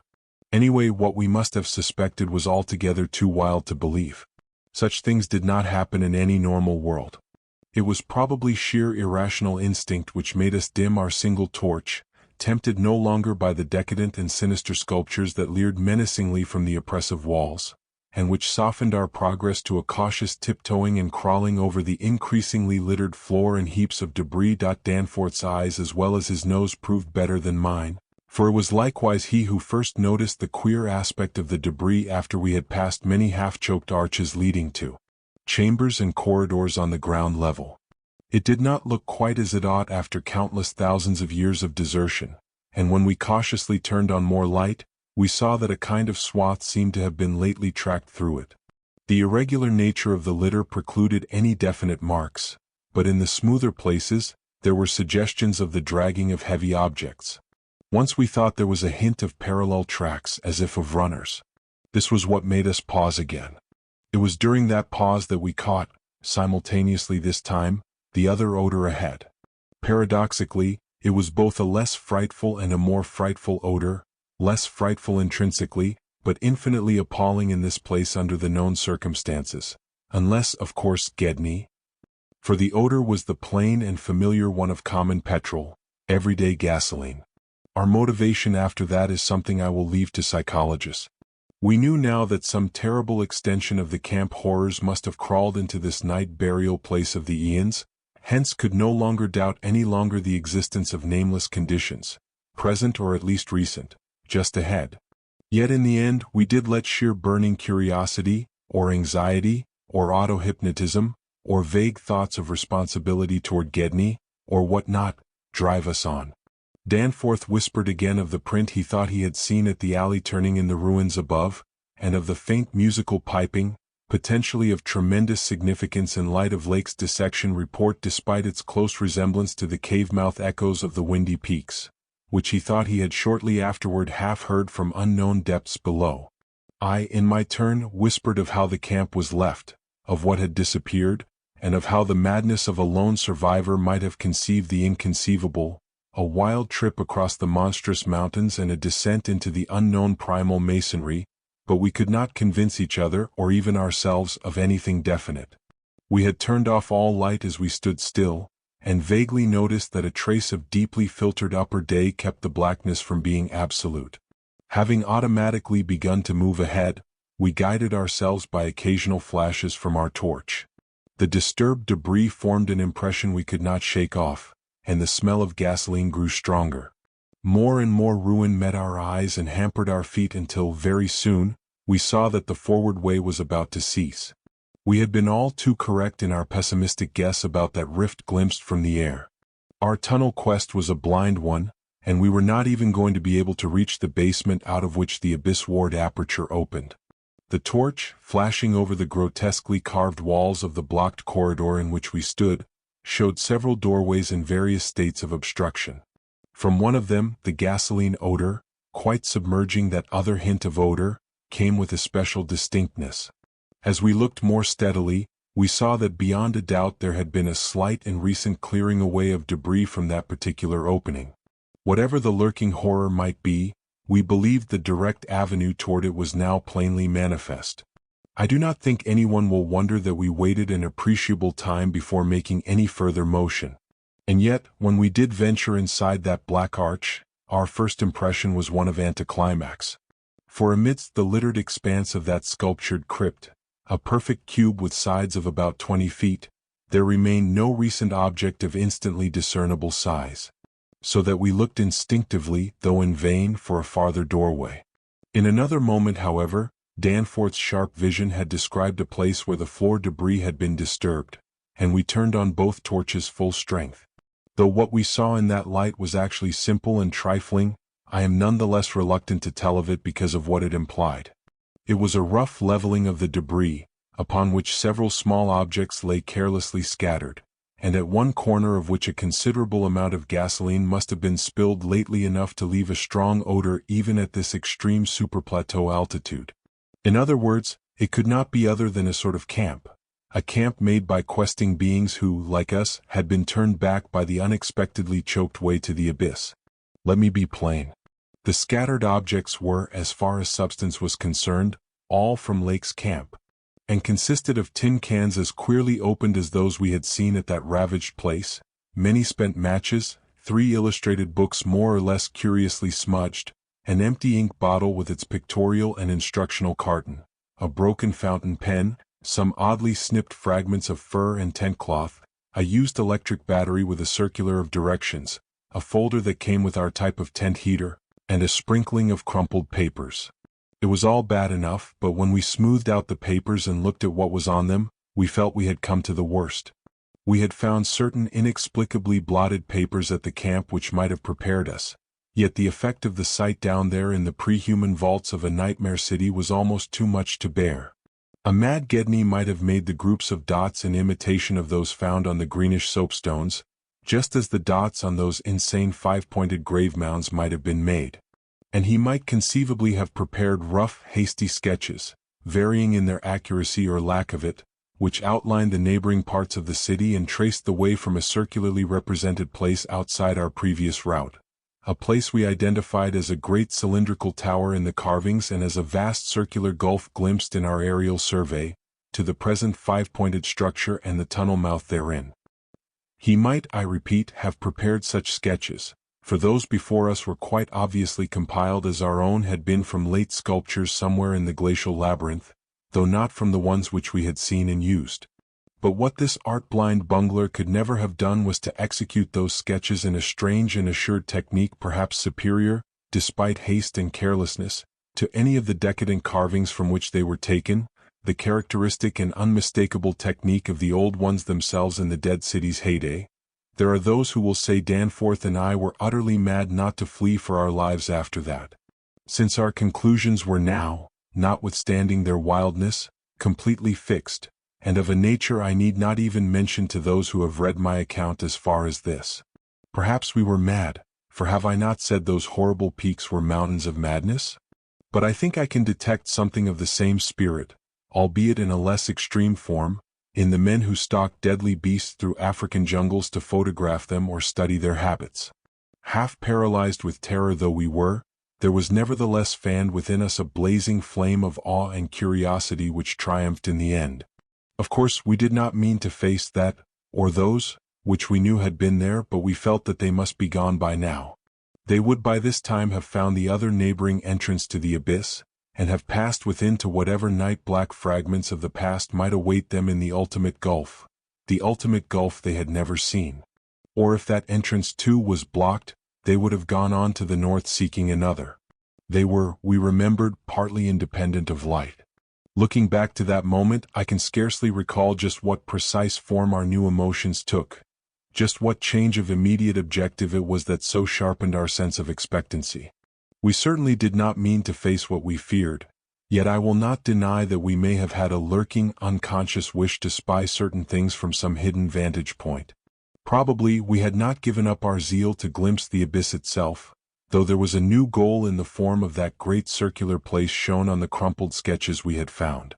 We had at once recognized it as a monstrous cylindrical tower figuring in the very earliest carvings, but appearing only as a prodigious round aperture from above.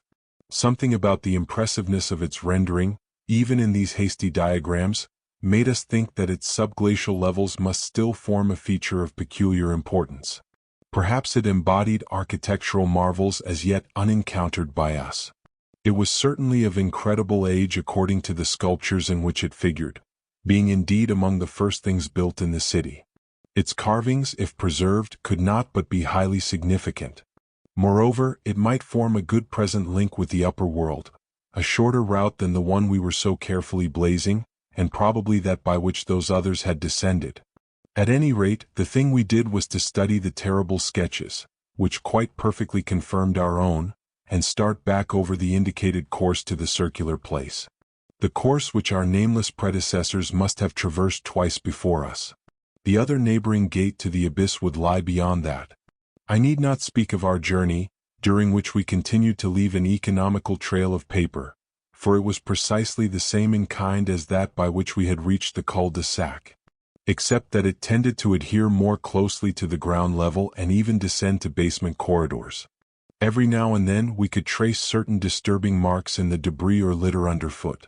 And after we had passed outside the radius of the gasoline scent, we were again faintly conscious, spasmodically, of that more hideous and more persistent scent. After the way had branched from our former course, We sometimes gave the rays of our single torch a furtive sweep along the walls, noting in almost every case the well-nigh omnipresent sculptures, which indeed seemed to have formed a main aesthetic outlet for the old ones. About 9:30 p.m., while traversing a vaulted corridor whose increasingly glaciated floor seemed somewhat below the ground level and whose roof grew lower as we advanced, we began to see strong daylight ahead and were able to turn off our torch. It appeared that we were coming to a vast circular place, and that our distance from the upper air could not be very great. The corridor ended in an arch surprisingly low for these megalithic ruins, but we could see much through it even before we emerged. Beyond there stretched a prodigious round space, fully 200 feet in diameter, strewn with debris and containing many choked archways corresponding to the one we were about to cross. The walls were, in available spaces, boldly sculptured into a spiral band of heroic proportions, and displayed, despite the destructive weathering caused by the openness of the spot, an artistic splendor far beyond anything we had encountered before. The littered floor was quite heavily glaciated, and we fancied that the true bottom lay at a considerably lower depth.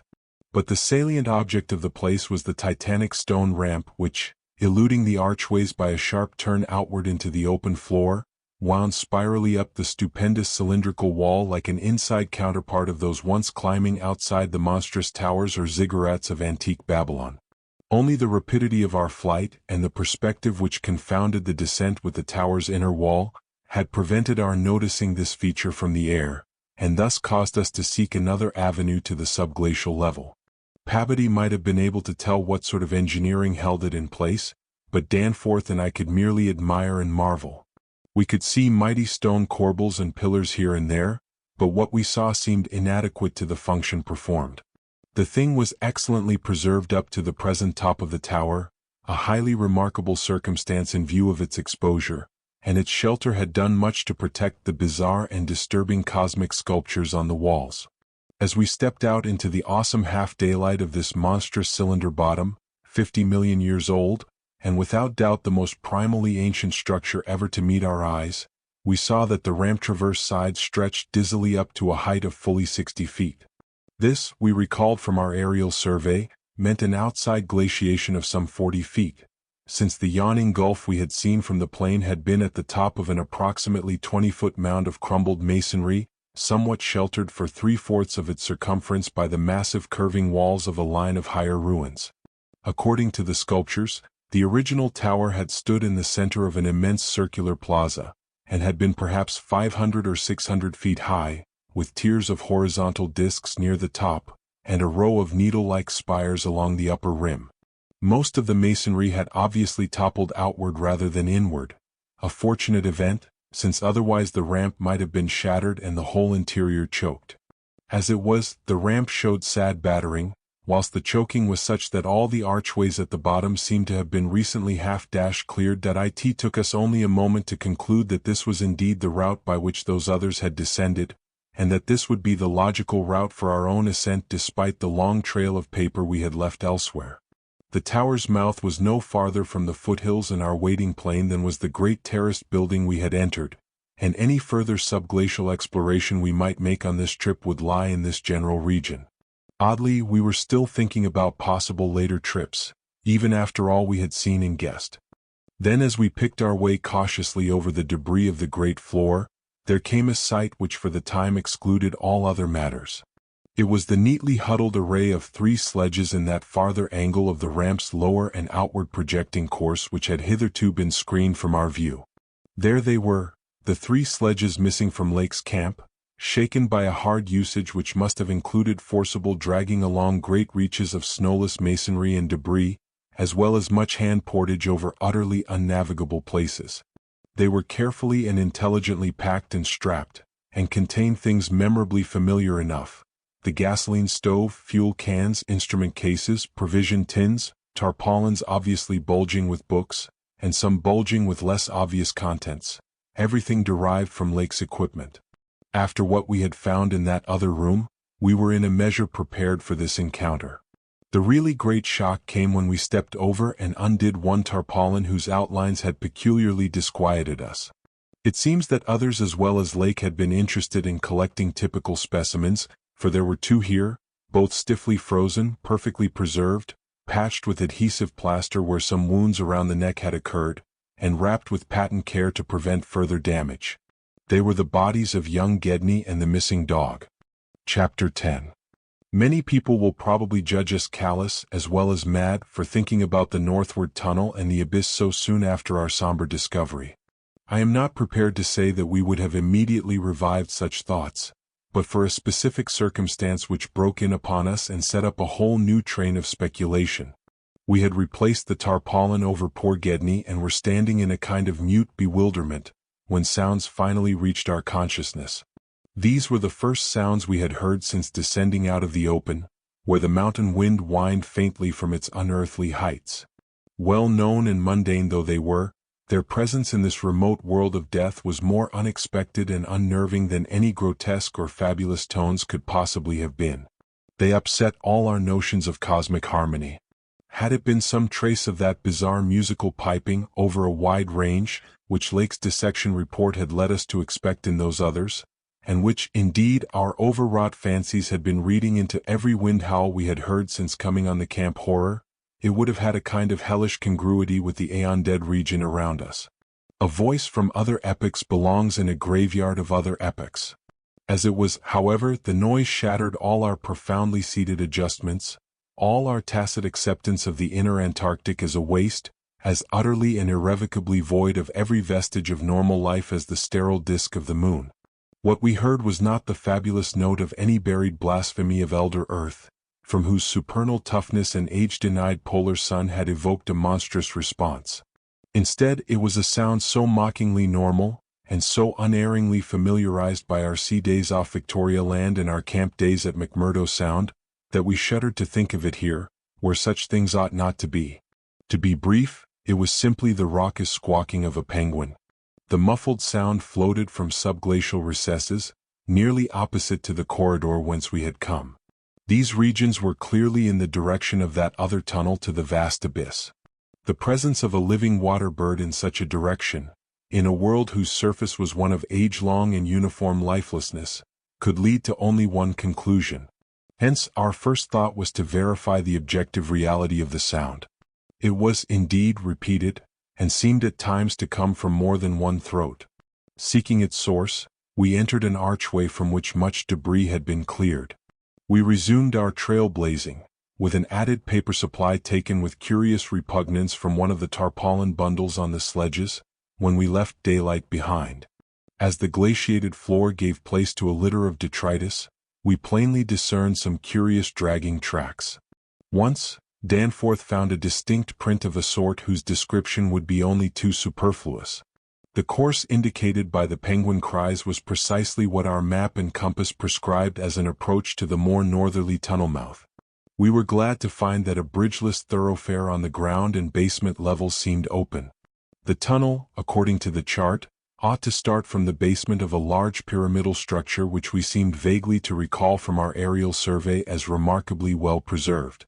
Along our path, the single torch showed a customary profusion of carvings, but we did not pause to examine any of these. Suddenly, a bulky white shape loomed up ahead of us and we flashed on the second torch. It is odd how wholly this new quest had turned our minds from earlier fears of what might lurk near. Those other ones, having left their supplies in the great circular place, must have planned to return after their scouting trip toward or into the abyss. Yet we had now discarded all caution concerning them as completely as if they had never existed. This white, waddling thing was fully 6 feet high, yet we seemed to realize at once that it was not one of those others. They were larger and dark, and according to the sculptures, their motion over land surfaces was swift and assured, despite the queerness of their sea-borne tentacle equipment. But to say that the white thing did not profoundly frighten us would be vain. We were indeed clutched for an instant by a primitive dread, almost sharper than the worst of our reasoned fears regarding those others. Then came a flash of anticlimax as the white shape sidled into a lateral archway to our left to join 2 others of its kind, which had summoned it in raucous tones. For it was only a penguin, albeit of a huge, unknown species, larger than the greatest of the known king penguins, and monstrous in its combined albinism and virtual eyelessness. When we had followed the creature into the archway and turned both our torches on the indifferent and unheeding group of three, we saw that they were all eyeless albinos of the same unknown and gigantic species. Their size reminded us of some of the archaic penguins depicted in the Old One's sculptures, and it did not take us long to conclude that they were descended from the same stock. Undoubtedly, they had survived through a retreat to some warmer inner region whose perpetual blackness had destroyed their pigmentation and atrophied their eyes to mere useless slits. That their present habitat was the vast abyss we sought was not for a moment to be doubted, and this evidence of the gulf's continued warmth and habitability filled us with the most curious and subtly perturbing fancies. We wondered too what had caused these three birds to venture out of their usual domain.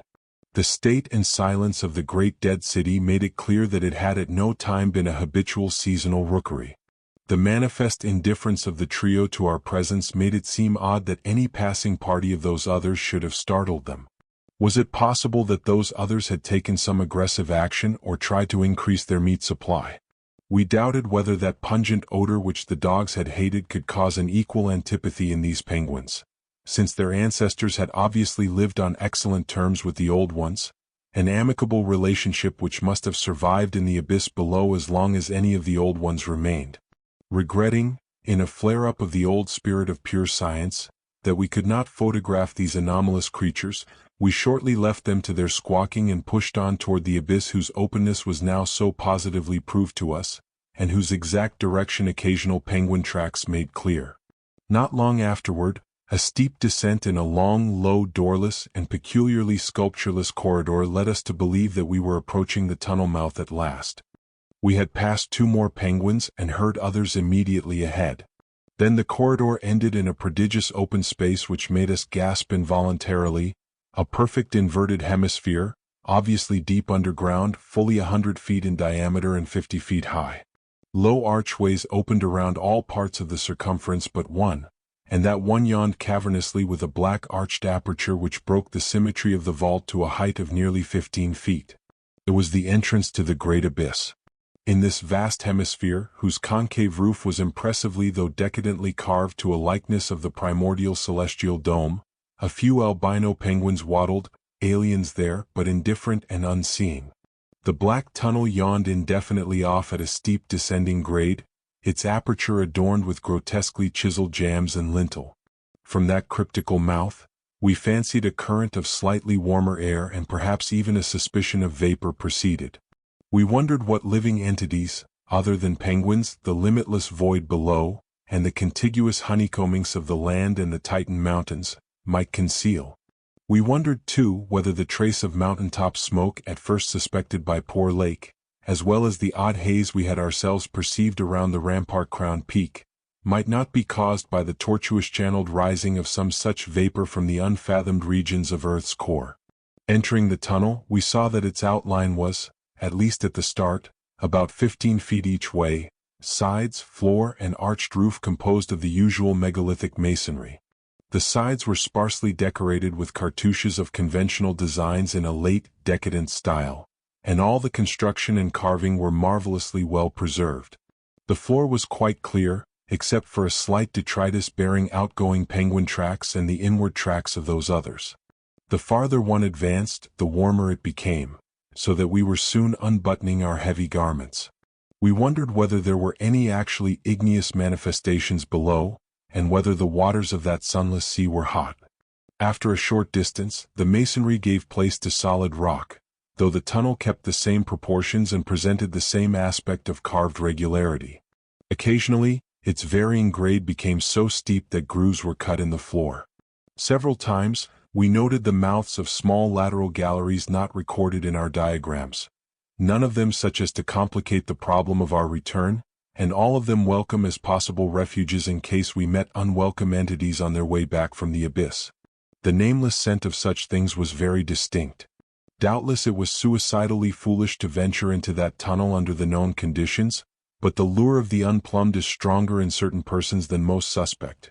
Indeed, it was just such a lure which had brought us to this unearthly polar waste in the first place. We saw several penguins as we passed along, and speculated on the distance we would have to traverse. The carvings had led us to expect a steep downhill walk of about a mile to the abyss, but our previous wanderings had shown us that matters of scale were not wholly to be depended on. After about a quarter of a mile, that nameless scent became greatly accentuated, and we kept very careful track of the various lateral openings we passed. There was no visible vapor at the mouth, but this was doubtless due to the lack of contrasting cooler air. The temperature was rapidly ascending, and we were not surprised to come upon a careless heap of material shudderingly familiar to us. It was composed of furs and tent cloth taken from Lake's camp, and we did not pause to study the bizarre forms into which the fabrics had been slashed. Slightly beyond this point, we noticed a decided increase in the size and number of the side galleries, and concluded that the densely honeycombed region beneath the higher foothills must now have been reached. The nameless scent was now curiously mixed with another and scarcely less offensive odor, of what nature we could not guess, though we thought of decaying organisms and perhaps unknown subterranean fungi. Then came a startling expansion of the tunnel for which the carvings had not prepared us, a broadening and rising into a lofty, natural-looking elliptical cavern with a level floor, some 75 feet long and 50 broad, and with many immense side passages leading away into cryptical darkness. Though this cavern was natural in appearance, an inspection with both torches suggested that it had been formed by the artificial destruction of several walls between adjacent honeycombings. The walls were rough, and the high vaulted roof was thick with stalactites, but the solid rock floor had been smoothed off, and was free from all debris, detritus, or even dust to a positively abnormal extent. Except for the avenue through which we had come, this was true of the floors of all the great galleries opening off from it, and the singularity of the condition was such as to set us vainly puzzled. The curious new fader which had supplemented the nameless scent was excessively pungent here, so much so that it destroyed all trace of the other. Something about this whole place, with its polished and almost glistening floor, struck us as more vaguely baffling and horrible than any of the monstrous things we had previously encountered. The regularity of the passage immediately ahead, as well as the larger proportion of penguin droppings there, prevented all confusion as to the right course amidst this plethora of equally great cave mouths. Nevertheless, we resolved to resume our paper trailblazing if any further complexity should develop, for dust tracks, of course, could no longer be expected. Upon resuming our direct progress, we cast a beam of torchlight over the tunnel walls, and stopped short in amazement at the supremely radical change which had come over the carvings in this part of the passage. We realized, of course, the great decadence of the old one's sculpture at the time of the tunneling, and had indeed noticed the inferior workmanship of the arabesques in the stretches behind us.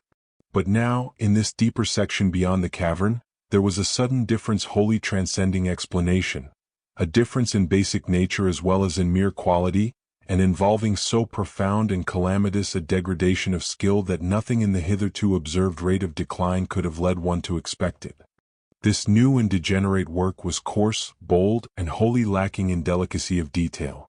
It was countersunk with exaggerated depth in bands following the same general line as the sparse cartouches of the earlier sections, but the height of the reliefs did not reach the level of the general surface. Danforth had the idea that it was a second carving, a sort of palimpsest formed after the obliteration of a previous design. In nature, it was wholly decorative and conventional, and consisted of crude spirals and angles roughly following the quintile mathematical tradition of the old ones, yet seeming more like a parody than a perpetuation of that tradition. We could not get it out of our minds that some subtly but profoundly alien element had been added to the aesthetic feeling behind the technique. An alien element, Danforth guessed, that was responsible for the manifestly laborious substitution. It was like, yet disturbingly unlike, what we had come to recognize as the old one's art, and I was persistently reminded of such hybrid things as the ungainly Palmyrene sculptures fashioned in the Roman manner. That others had recently noticed this belt of carving was hinted by the presence of a used torch battery on the floor in front of one of the most characteristic designs. Since we could not afford to spend any considerable time in study, we resumed our advance after a cursory look, though frequently casting beams over the walls to see if any further decorative changes developed. Nothing of the sort was perceived, though the carvings were in places rather sparse because of the numerous mouths of smooth-floored lateral tunnels. We saw and heard fewer penguins, but thought we caught a vague suspicion of an infinitely distant chorus of them somewhere deep within the earth. The new and inexplicable odor was abominably strong, and we could scarcely detect a sign of that other nameless scent. Puffs of visible vapor ahead bespoke increasing contrasts in temperature, and the relative nearness of the sunless sea cliffs of the great abyss. Then, quite unexpectedly, we saw certain obstructions on the polished floor ahead. Obstructions which were quite definitely not penguins, and turned on our second torch after making sure that the objects were quite stationary. Chapter 11. Still another time have I come to a place where it is very difficult to proceed. I ought to be hardened by this stage, but there are some experiences and intimations which scar too deeply to permit healing. They leave only such an added sensitiveness that memory reinspires all the original horror. We saw, as I have said, certain obstructions on the polished floor ahead. I may add that our nostrils were assailed almost simultaneously by a very curious intensification of the strange prevailing fader, now quite plainly mixed with the nameless stench of those others which had gone before us. The light of the second torch left no doubt of what the obstructions were, and we dared approach them only because we could see, even from a distance, that they were quite as past all harming power as had been the 6 similar specimens unearthed from the monstrous star-mounded graves at Poor Lake's camp. They were, indeed, as lacking in completeness as most of those we had unearthed, though it grew plain from the thick, dark green pool gathering around them that their incompleteness was of infinitely greater recency. There seemed to be only 4 of them, whereas Lake's bulletins would have suggested no less than 8 as forming the group which had preceded us. To find them in this state was wholly unexpected, and we wondered what sort of monstrous struggle had occurred down here in the dark. Penguins, attacked in a body, retaliate savagely with their beaks. Our ears now made certain the existence of a rookery far beyond. Had those others disturbed such a place and aroused murderous pursuit? The obstructions did not suggest it, for penguin beaks against the tough tissues Lake had dissected could hardly account for the terrible damage our approaching glance was beginning to make out. Besides, the huge blind birds we had seen appeared to be singularly peaceful.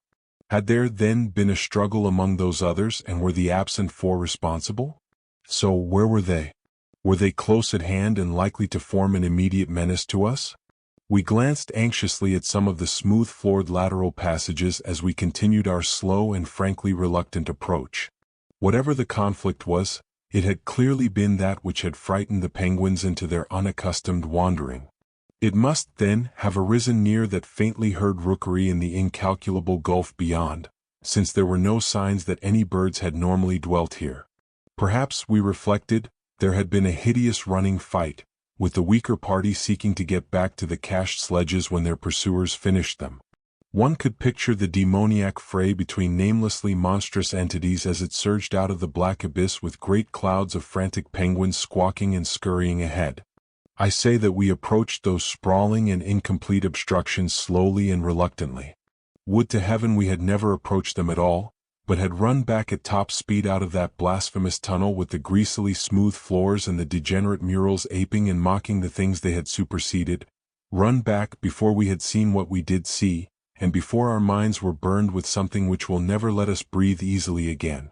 Both of our torches were turned on the prostrate objects so that we soon realized the dominant factor in their incompleteness: total decapitation.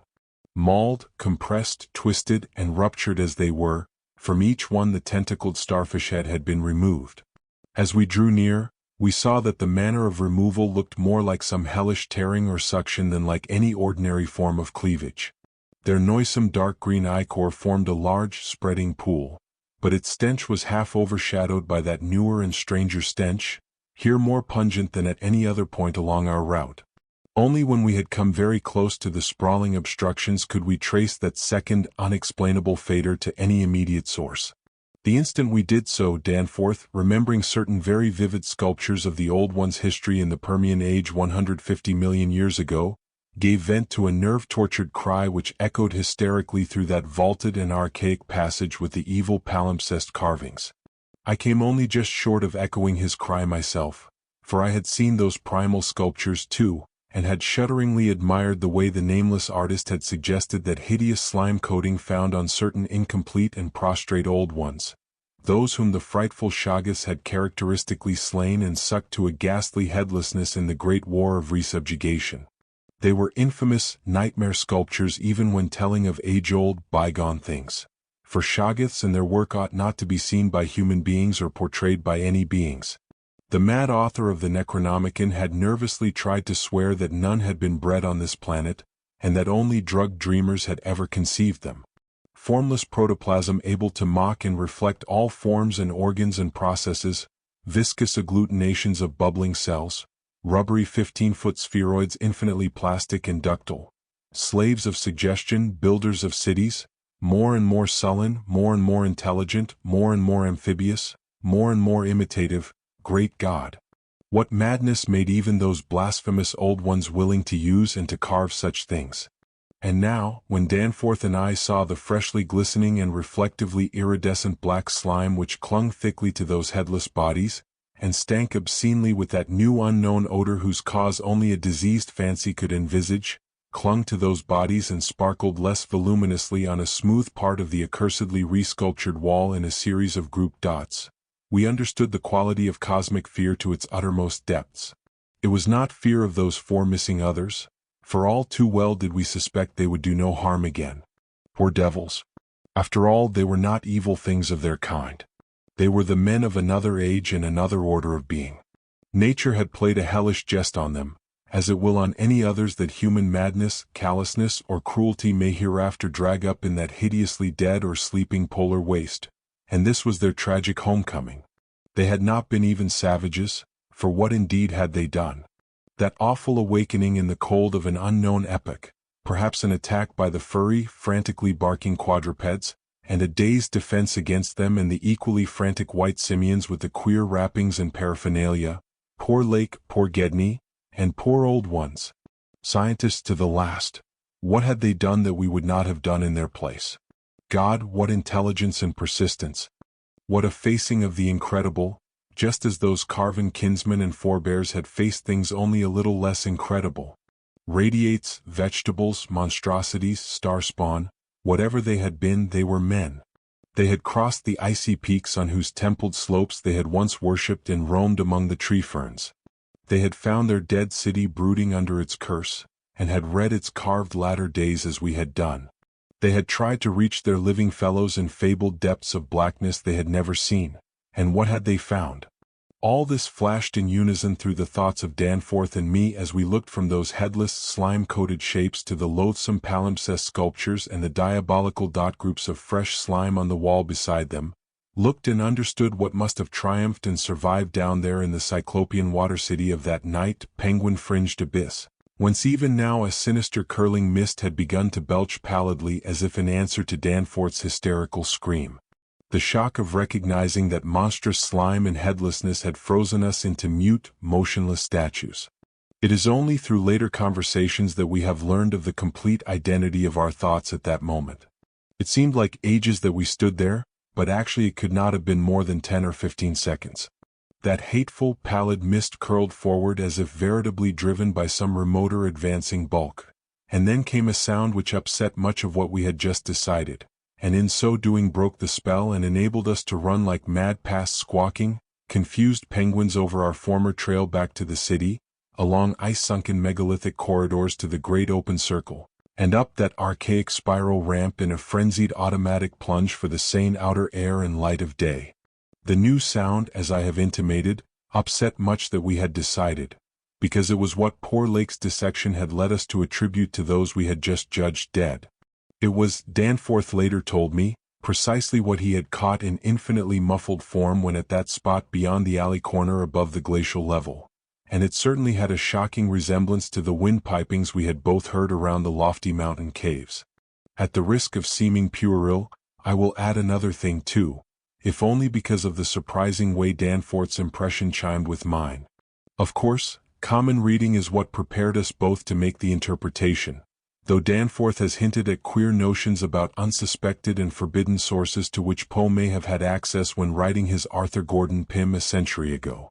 It will be remembered that in that fantastic tale there is a word of unknown but terrible and prodigious significance connected with the Antarctic and screamed eternally by the gigantic, spectrally snowy birds of that malign region's core. Tekalili. Tekalili. That, I may admit, is exactly what we thought we heard conveyed by that sudden sound behind the advancing white mist, that insidious musical piping over a singularly wide range. We were in full flight before 3 notes or syllables had been uttered, though we knew that the swiftness of the old ones would enable any scream-roused and pursuing survivor of the slaughter to overtake us in a moment if it really wished to do so. We had a vague hope, however, that non-aggressive conduct and a display of kindred reason might cause such a being to spare us in case of capture, if only from scientific curiosity. After all, if such an one had nothing to fear for itself, it would have no motive in harming us. Concealment being futile at this juncture, we used our torch for a running glance behind, and perceived that the mist was thinning. Would we see, at last, a complete and living specimen of those others? Again came that insidious musical piping. Tekalili. Tekalili.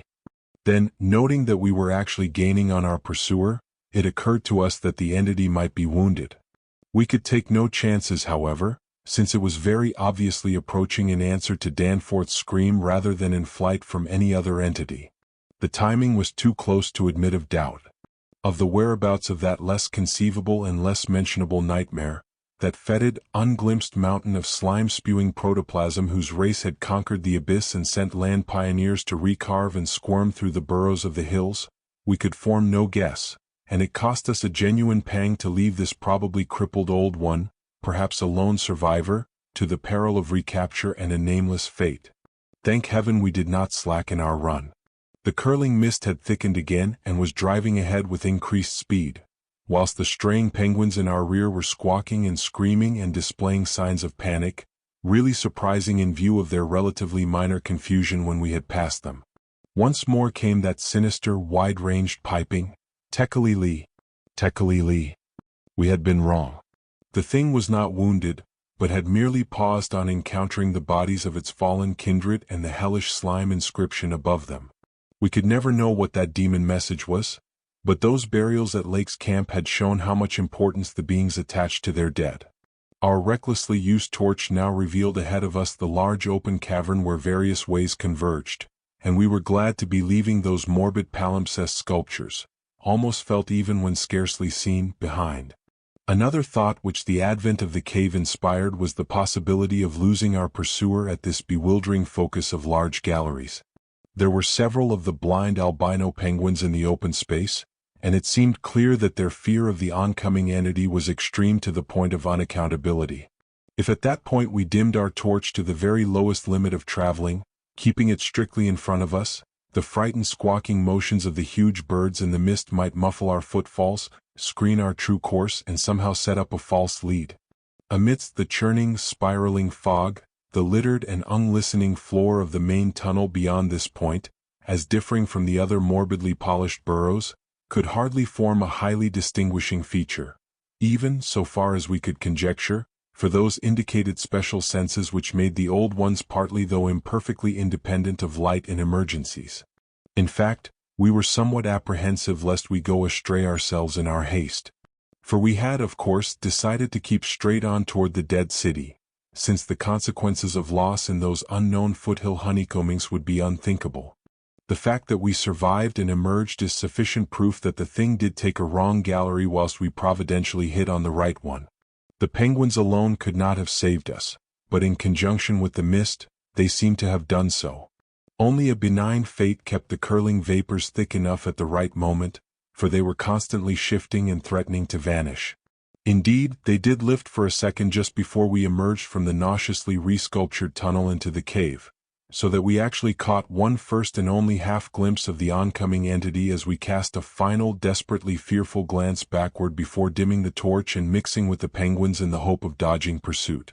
If the fate which screened us was benign, that which gave us the half-glimpse was infinitely the opposite, for to that flash of semi-vision can be traced a full half of the horror which has ever since haunted us.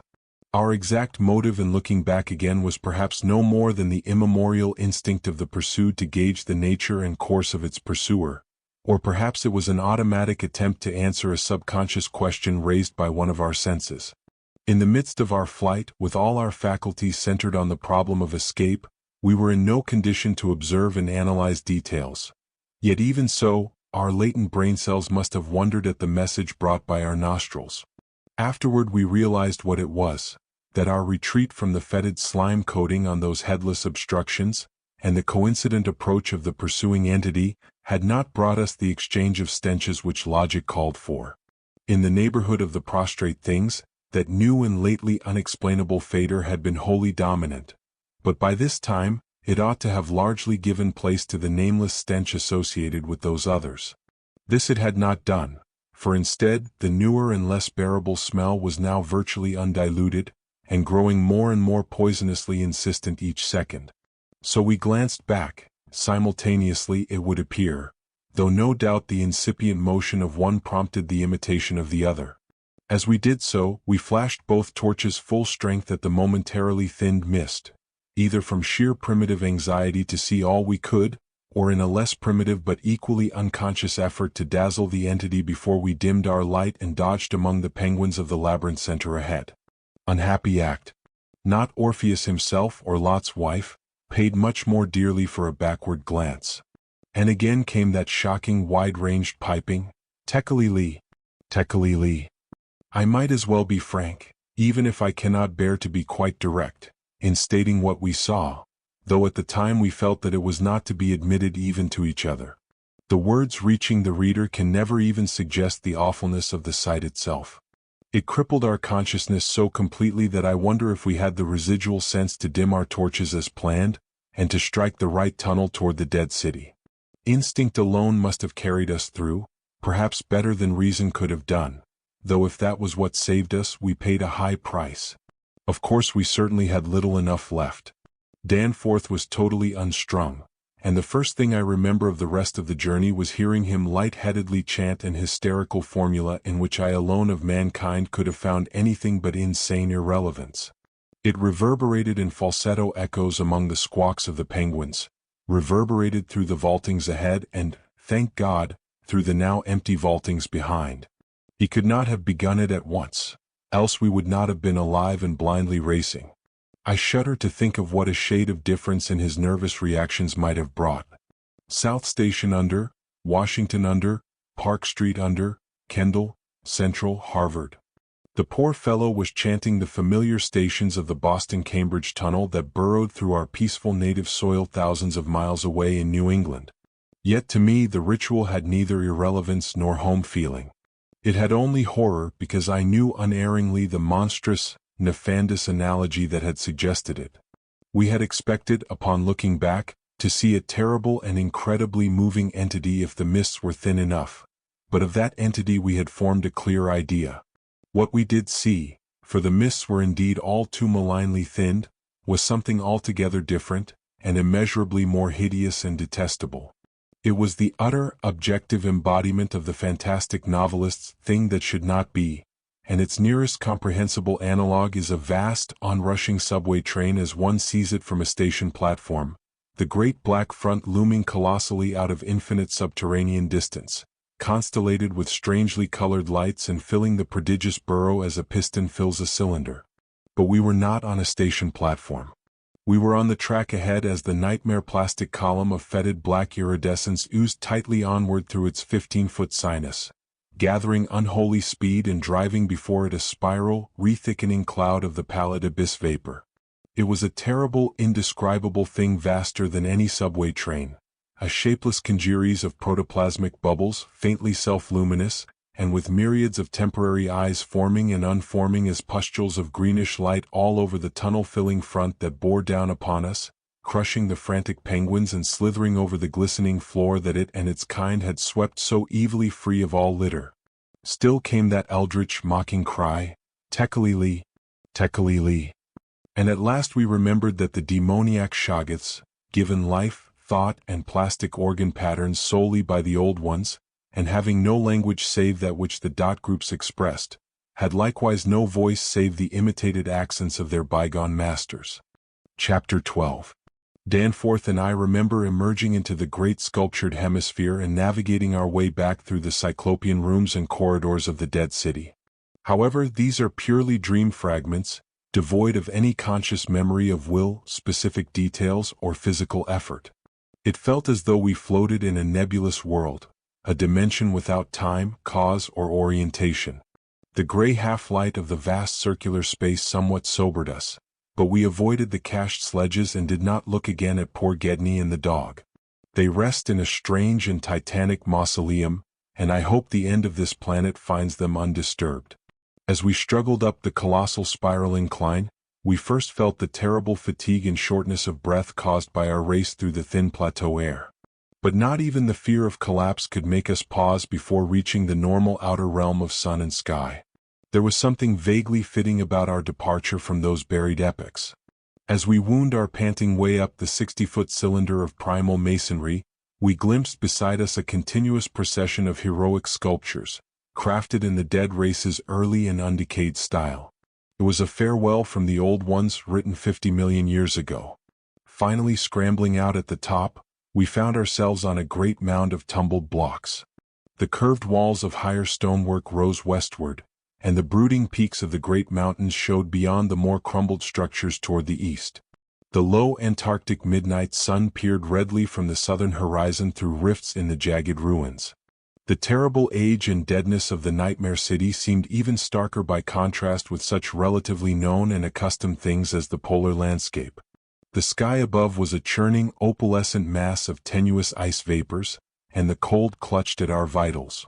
Wearily resting the outfit bags, to which we had instinctively clung throughout our desperate flight, we rebuttoned our heavy garments for the stumbling climb down the mound and the walk through the aeon-old stone maze to the foothills where our airplane waited.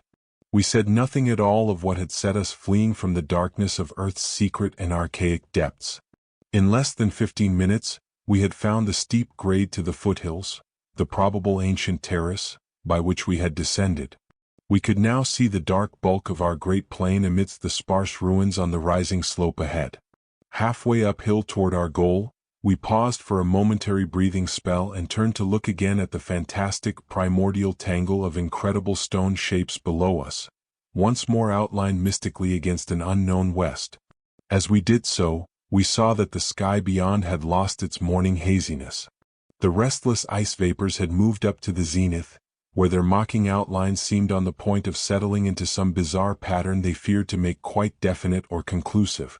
There now lay revealed on the ultimate white horizon behind the grotesque city a dim, otherworldly line of pinnacled violet, whose needle-pointed heights loomed dreamlike against the beckoning rose color of the western sky. Up toward this shimmering rim sloped the ancient tableland, the depressed course of the bygone river traversing it as an irregular ribbon of shadow. For a second, we gasped in admiration of the scene's unearthly cosmic beauty, and then a vague horror began to creep into our souls. For this far violet line could be nothing else than the terrible mountains of the Forbidden Land. These were the highest of Earth's peaks and the focus of Earth's evil, harboring nameless horrors and primeval secrets. They were shunned and prayed to by those who feared to carve their meaning.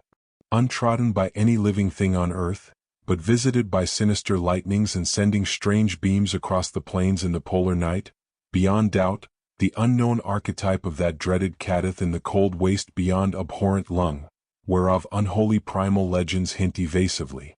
We were the first human beings ever to see them, and I hope to God we may be the last. If the sculptured maps and pictures in that prehuman city had told truly, these cryptic violet mountains could not be much less than 300 miles away. Yet, no less sharply did their dim elfin essence jet above that remote and snowy rim, like the serrated edge of a monstrous alien planet about to rise into unaccustomed heavens. Their height, then, must have been tremendous beyond all known comparison, carrying them up into tenuous atmospheric strata populated by such gaseous wraiths as rash flyers have barely lived to whisper of after unexplainable falls. Looking at them, I thought nervously of certain sculptured hints of what the great bygone river had washed down into the city from their accursed slopes. I wondered how much sense and how much folly had lain in the fears of those old ones who carved them so reticently.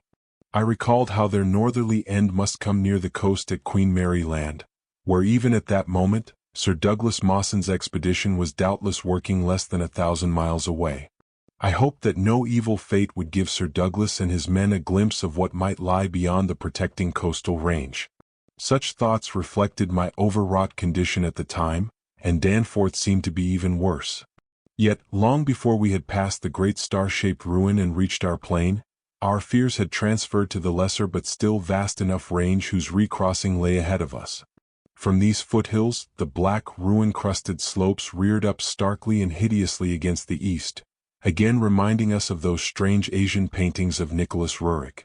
When we thought of the damnable honeycombs inside them, and of the frightful amorphous entities that might have pushed their fetidly squirming way even to the topmost hollow pinnacles, we could not face without panic the prospect of again sailing by those suggestive skyward cave mouths where the wind made sounds like an evil musical piping over a wide range. To make matters worse, we saw distinct traces of local mist around several of the summits, as poor Lake must have done when he made that early mistake about volcanism. We thought shiveringly of that kindred mist from which we had just escaped, of that, and of the blasphemous, horror-fostering abyss whence all such vapors came. All was well with the plane, and we clumsily hauled on our heavy flying furs. Danforth got the engine started without trouble, and we made a very smooth takeoff over the nightmare city. Below us, the primal cyclopean masonry spread out as it had done when first we saw it, so short yet infinitely long a time ago. We began rising and turning to test the wind for our crossing through the pass. At a very high level, there must have been great disturbance since the ice-dust clouds of the zenith were doing all sorts of fantastic things. But at 24,000 feet, the height we needed for the pass, we found navigation quite practicable. As we drew close to the jutting peaks, the wind's strange piping again became manifest, and I could see Danforth's hands trembling at the controls. Although I thought at that moment that I might be a better navigator than him in effecting the dangerous crossing between pinnacles. When I made motions to change seats and take over his duties, he did not protest. I tried to keep all my skill and self-possession about me, and stared at the sector of reddish farther sky between the walls of the pass, resolutely refusing to pay attention to the puffs of mountaintop vapor, and wishing that I had wax-stopped ears like Ulysses' men off the Siren's coast to keep that disturbing wind piping from my consciousness. But Danforth, released from his piloting and keyed up to a dangerous nervous pitch, could not keep quiet. I felt him turning and wriggling about as he looked back at the terrible receding city, ahead at the cave-riddled, cube-barnacled peaks, sidewise at the bleak sea of snowy rampart-strewn foothills, and upward at the seething, grotesquely clouded sky.